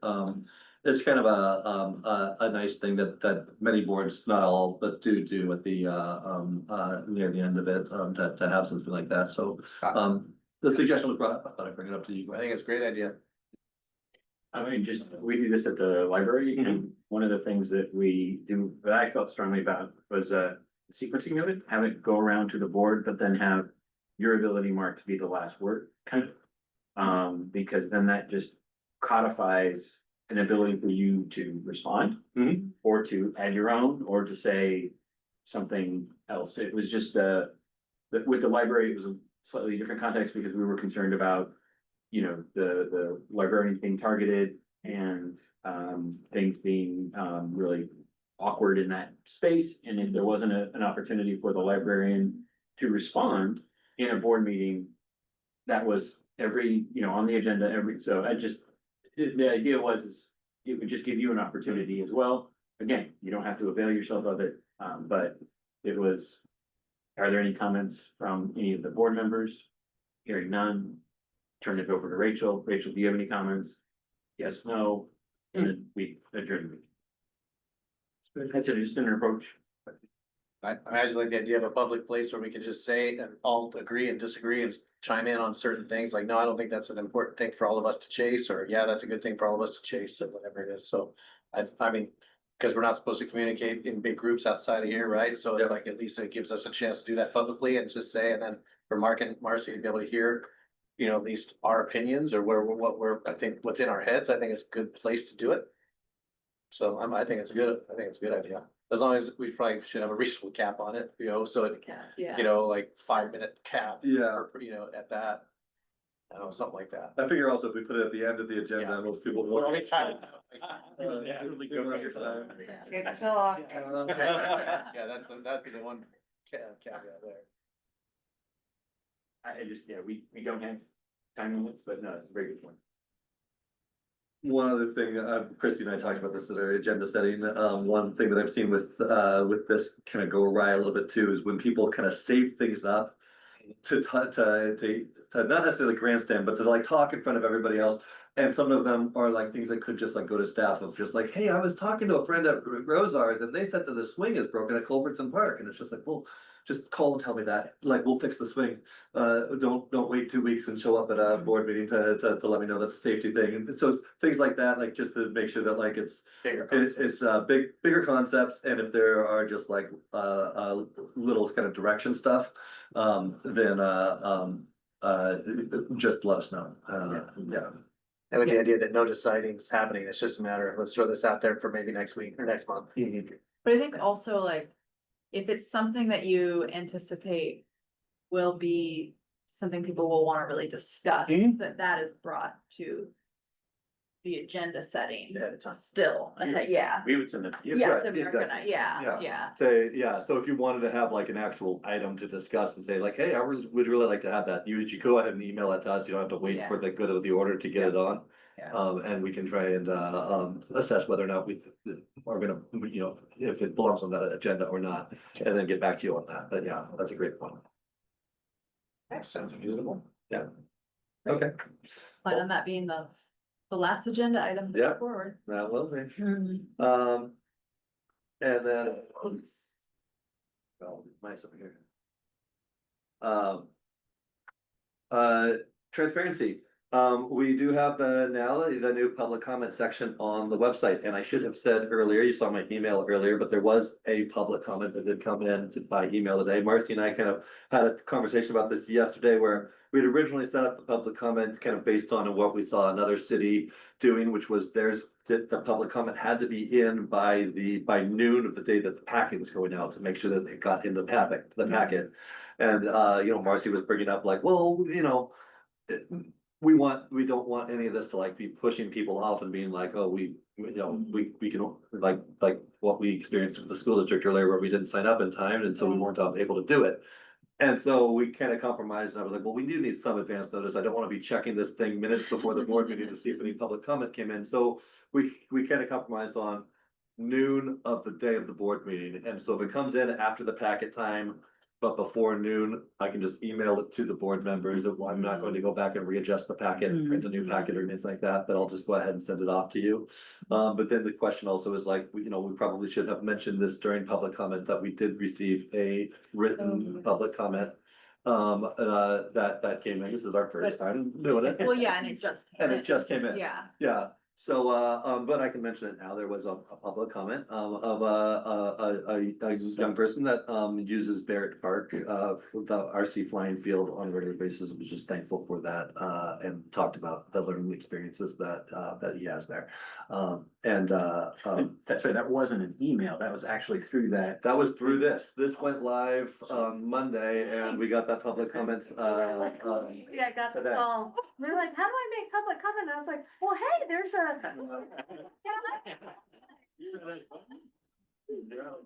If you build it, they will comment. Right on. Yeah, and the other one is our YouTube channel, and so I had said, I think in the director's report that we're gonna be live streaming on YouTube. I couldn't get that figured out with the settings that we have, we're gonna have to change some things. And I don't know if there's really a point to us live streaming on YouTube, if people want to watch it, the link right now is on the agenda and they can watch it like they had. It's just, the reason I wanted to live stream was because then that takes the work of tomorrow. Kelsey's on vacation right now, so now it's going to be me, uploading it to YouTube, and doing all that stuff, but so we might still work toward doing that, but at this point, we're just uploading it, but we did upload our first, the meeting from July on there, and we will, be putting this one up there tomorrow. So make sure to do your hair. Yeah.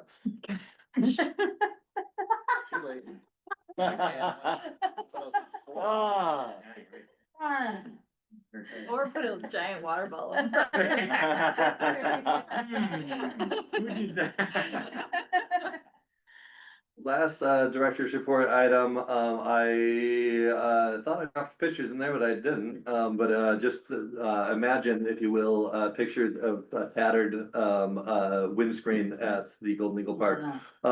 So the Golden Eagle windscreens, originally when we built Golden Eagle, this kind of goes back to what we were talking about at the last meeting of adding new amenities that then our maintenance has to take care of when we don't have any new maintenance money coming in.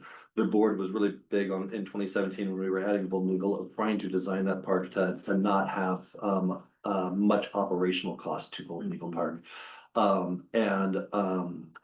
And one of those items was windscreen. So at the time they said that we were creating a recreation facility if people wanted to make it nicer and do these other things. We're not putting those sorts of those extra amenities in. And originally the pickleball players put in their windscreens very quickly in 2018. Tennis players continue to play without windscreens on those courts up until 2020, I just looked at, it's actually 2021, 22, like right around the turn of the year. When they finally decided that, that at first they called and said, hey, we want what pickleball's got, and we said pickleball paid for it, and they waited a couple more years before they finally got the money together to do it. For the tennis courts, to do the entire courts or the three sides, it was about $3,000. Pickleball is smaller, so theirs was a little bit less. The tennis association is now defunct, and I reached out to the people that originally raised the money, and they said that person said that they no longer want to do that. But we also have been getting complaints about it, and from some of the people that complained, we told them that this is funded by users, and they were like, where do I write a check? Like, what, like, can I donate? And so I reached out to Pickleball because I know that they've got the ability to take in donations for specific things, and they came back and said, we'll just pay for it, we'll put it up there, but in exchange, we would like to have pickleball lines drawn on the rest of the tennis courts. And we would also like to have the rule removed that says that tennis players have bumping rights during the daytime. And so I know that the tennis players are not going to like this. We called the pickleball tennis peace summits that we did back in 2018 when we met with both groups here in this birthday room. Was in a decade, it's the most tense I think this birthday room has been, and a lot of tense moments on talking about this. And so I see both sides of it. I really do. Where I can see where the pickleball players are just like, it's just extra painted lines, and the tennis players feel like they are losing something because because pickleball players have their own dedicated 3 pickleball courts, and now tennis won't have any place at Golden Eagle dedicated specifically to just them. And so I have not brought it up with tennis because there's really no active group to go. There's not, the tennis association is no longer around. Of course, we know some of the leaders in the tennis community that we could talk to about this as well. I just told the pickleball players or the pickleball association that we would get back to them on this. They do use the pickleball court, the tennis courts some. That's the other thing is if they were to put more pickleball courts, we don't actually have any nets for those. So it's really only the Gorge Pickleball Association that then keeps the nets and the stanchions in their lockbox. And if you're a member of the Gorge Pickleball Association, which costs $25, you get you get combination to their lockbox to where you could go set the stanchions up on the Golden Eagle court and do that. So people are using it. Is it necessarily the public? If they have to pay $15 or $25 a year to join the George Pickleball Association, it's not really the public that gets to play on those courts. It is that group. So Because of the pickleball runs now? that for just the tennis courts. Oh, If got you it. want to Just play. if you wanna play pickleball on the tennis court. But it is also important to note, and this is another bone of contention with them, is that the tennis courts is the only one that has the lights. Pickleball does not, so pickleball players cannot play in the evening. And so this is one way that they can play in the evening is they set up their nets on the Golden Eagle courts and change it. That's why the rule is tennis players have bumping rights during the day only, because at night the pickleball players have equal access because they don't have the ability to play at night. How It's- complicated our world is sometimes. This was all, these were all points that were negotiated in the Peace Summit, and were all put onto a very long sign. I think the bumping rights is fair personally. There's a lot of places you can play pickleball, but there's not a lot of places you can play tennis. I was thinking the opposite. There's a lot of places you can play tennis, but not a lot of places you can play pickleball for free at least. You can play tennis here and you can play it at Oak Grove and you can play it at Golden Eagle and. We're talking about what it would be if we took tennis from here before it completely implodes. And that would probably make the Golden Eagle tennis even more valuable. But we don't know if that. Yeah. We don't know. Well, we do know that those tennis courts right there are deteriorating quickly. But if we aren't getting anything out of it, like we're not getting like that spot for us, there's no obligation from us to rebuild the tennis courts. Correct. That would be, it's on the city or the school district, and that's what I keep on talking about with the school district. Cause any of us moving the tennis courts up to the school, I'm just like, that's a huge advantage to the school district, and I would like to see them chip in on it. Right. If we did that, they of course don't say that they don't have any money for it, but maybe could put something into the facility if they are putting a bond forward for a facility.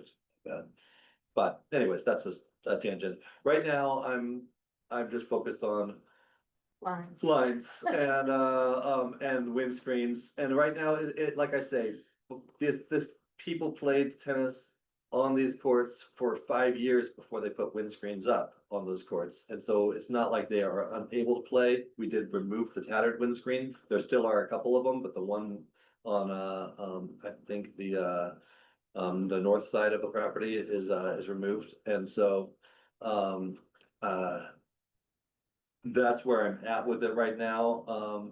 I'm either telling the tennis players to get organized and come up with the money on their own, or I could try and negotiate with the pickleball association to see if they could pay for it. If they're going to want something in exchange. I guess the high school probably can't chime in on this, but ultimately, I mean, they use that for meets and stuff too. I mean, so having the extra lines on there probably be kind of not great for them. Well, they don't really use it for meets right now. They use JV meets they do. they use Golden Eagle on JV. I know that they use it for practice. No, they used it for a meet last year, Okay. a couple at least. Okay. So is it okay to have the lines It's- for a meet? I was told once that it wasn't. I went in and looked through the entire manual, which is a very dense, thick manual. And I never once saw anywhere where they could not use it for with other lines on it. And I'm imagining in today's day and age, a lot of tennis courts are having the lines painted on. Obviously, I guess if they have had meets there, then they must be able to. Well, they've had meets on the tennis court there, on that Golden Eagle tennis. At the court. tennis, They just yeah. had the tennis line. But there's only one court that does not have any lines on it. The other one does have lines on it. So if. Oh, yeah, unless- they had 2 games going on. Yeah, so if they had 2 games, then they must have been playing on the court that had multiple lines. It is a lot of noise though, for a tennis game to have additional lines there. Whether you can do it or not, it's impactful. It's so, and the way we set up our lines is we do, we don't have many extra colors or anything like that, and we just do like a lighter blue and a darker blue, and the tennis are the ones that have like a white contrast against the blue. And so we've made it less impactful there. but again, that's one of the things where the pickleball players have never complained about having extra lines, but the tennis players are saying their sport is just a faster sport and they can't handle the lines there, but people are still doing it. And so it's, again, I see both, I can see. Well, it seems like the status quo is tennis. Yeah. Tennis and pickleball, and to give the right of first refusal to the tennis group. I think is okay. Yeah. I mean, Giving them time to try to mobilize and see what they can do first before acquiescing in some regard. Yeah, so maybe, yeah, we'll give it a few months and reach out to the tennis community, say, here's the offer on the table from pickleball, if you guys would like. I'll just keep the pickleball nets, or the pickleball lines off of the tennis courts and would like windscreens, then you need to come up with $800. Right, I mean, I can call back the woman who came in and was very upset and you know, we decided to contact the person originally who took it over, so I could say, would you like to be in charge of this fundraising effort? There's a couple other times we can talk to. I think there isn't also the point that like, if we do end up taking the pickleball idea, that actually means more people could use the courts. So that. But it's hard to say right now that tennis isn't using it. They're just Yeah, I guess I requesting windscreens, and maybe they're like, we don't have the money, we don't care. We can still play without windscreens. Yeah, under the net utilization numbers. Yeah, it's difficult to say exactly, but I can tell you anecdotally, and this is not just an argument with these user groups, but with a lot of user groups, is you always hear that we don't have enough of the thing, and the real thing that it should be saying is we don't have enough space at the time I want to play. Yeah. And so when pickleball says that they could definitely fill all those courts, I'm sure they could between 7 AM and 10 AM. 4 months a year during the summer when they do have lines of people waiting. If you show up at noon in the hot sun, there are spaces to get in. So it's right now it's more and actually tennis and pickleball actually do pretty good. Pickleball are definitely more early birds than the tennis players are. That you'll see them out earlier, and tennis players oftentimes in the evenings you'll see tennis players and they'll play. They're more of kind of an after work crowd and things like that. So they do actually kind of work out well and coming at different times, but that's not to say that there We isn't actually conflict. get a lot of basketball at night. Yeah, basketball is one thing, and that is one. I mean, the tennis courts, we call them the tennis courts, but they're the multi-purpose courts, and we do have the basketball courts there, and we do see. It's like an after school evening activity. Yeah. Oh, so the windscreen will help people coming for basketball. No, I don't think the whiskey range trains have anything to do with basketball. The basketball doesn't really get blown around as much. We're saying there's another user that takes up space on those courts. Okay, but you are talking about the same court, I mean. Yeah. Same courts, yeah. And it's use on. Yeah. And that's actually on the ones where the pickleball courts Yeah. are as well. So with the basketball players playing, they're picking up. So it's So it's three got different lines. three different on lines. Yeah, the Side. basketball court lines do not come Come in into that far, but they do. A little bit. Yeah. Oh, okay, I think I've got my marching order. Reach out to a couple of tennis people, and if there's no action on the tennis players, maybe reach back out to pickleball. And maybe even come back to pickleball and just be like, can you guys just help out with just the funder? Cause I was just saying, like, can you guys just be we can put a QR code on, and you guys just collect the money. And they wouldn't even do that. Yeah, true. Maybe, Parks and Rec Foundation. yeah. If they wanted to, Yeah. Yeah. Take that on. But then by the same token, the district theoretically could take checks also. Yeah. we could, it's just the administrative thing of having like some sort of way for people to. You could probably set it up in QuickBooks where there is some sort of QR code, they could go to a certain amount. I know one who's, Yeah. Yeah, So yeah, it's more about the logistics of like dealing with small, like a small whole bunch of. micro donations Small or, donations. Yeah. Yeah. but. Yeah, so, okay, well, thanks. That is it for my director's report. And I don't have anything else in the meeting. And we do not have an executive session tonight, so we can take a motion to adjourn. Make that motion. I'll second that. All in favor? Aye. Aye. All right, thanks, everybody. You.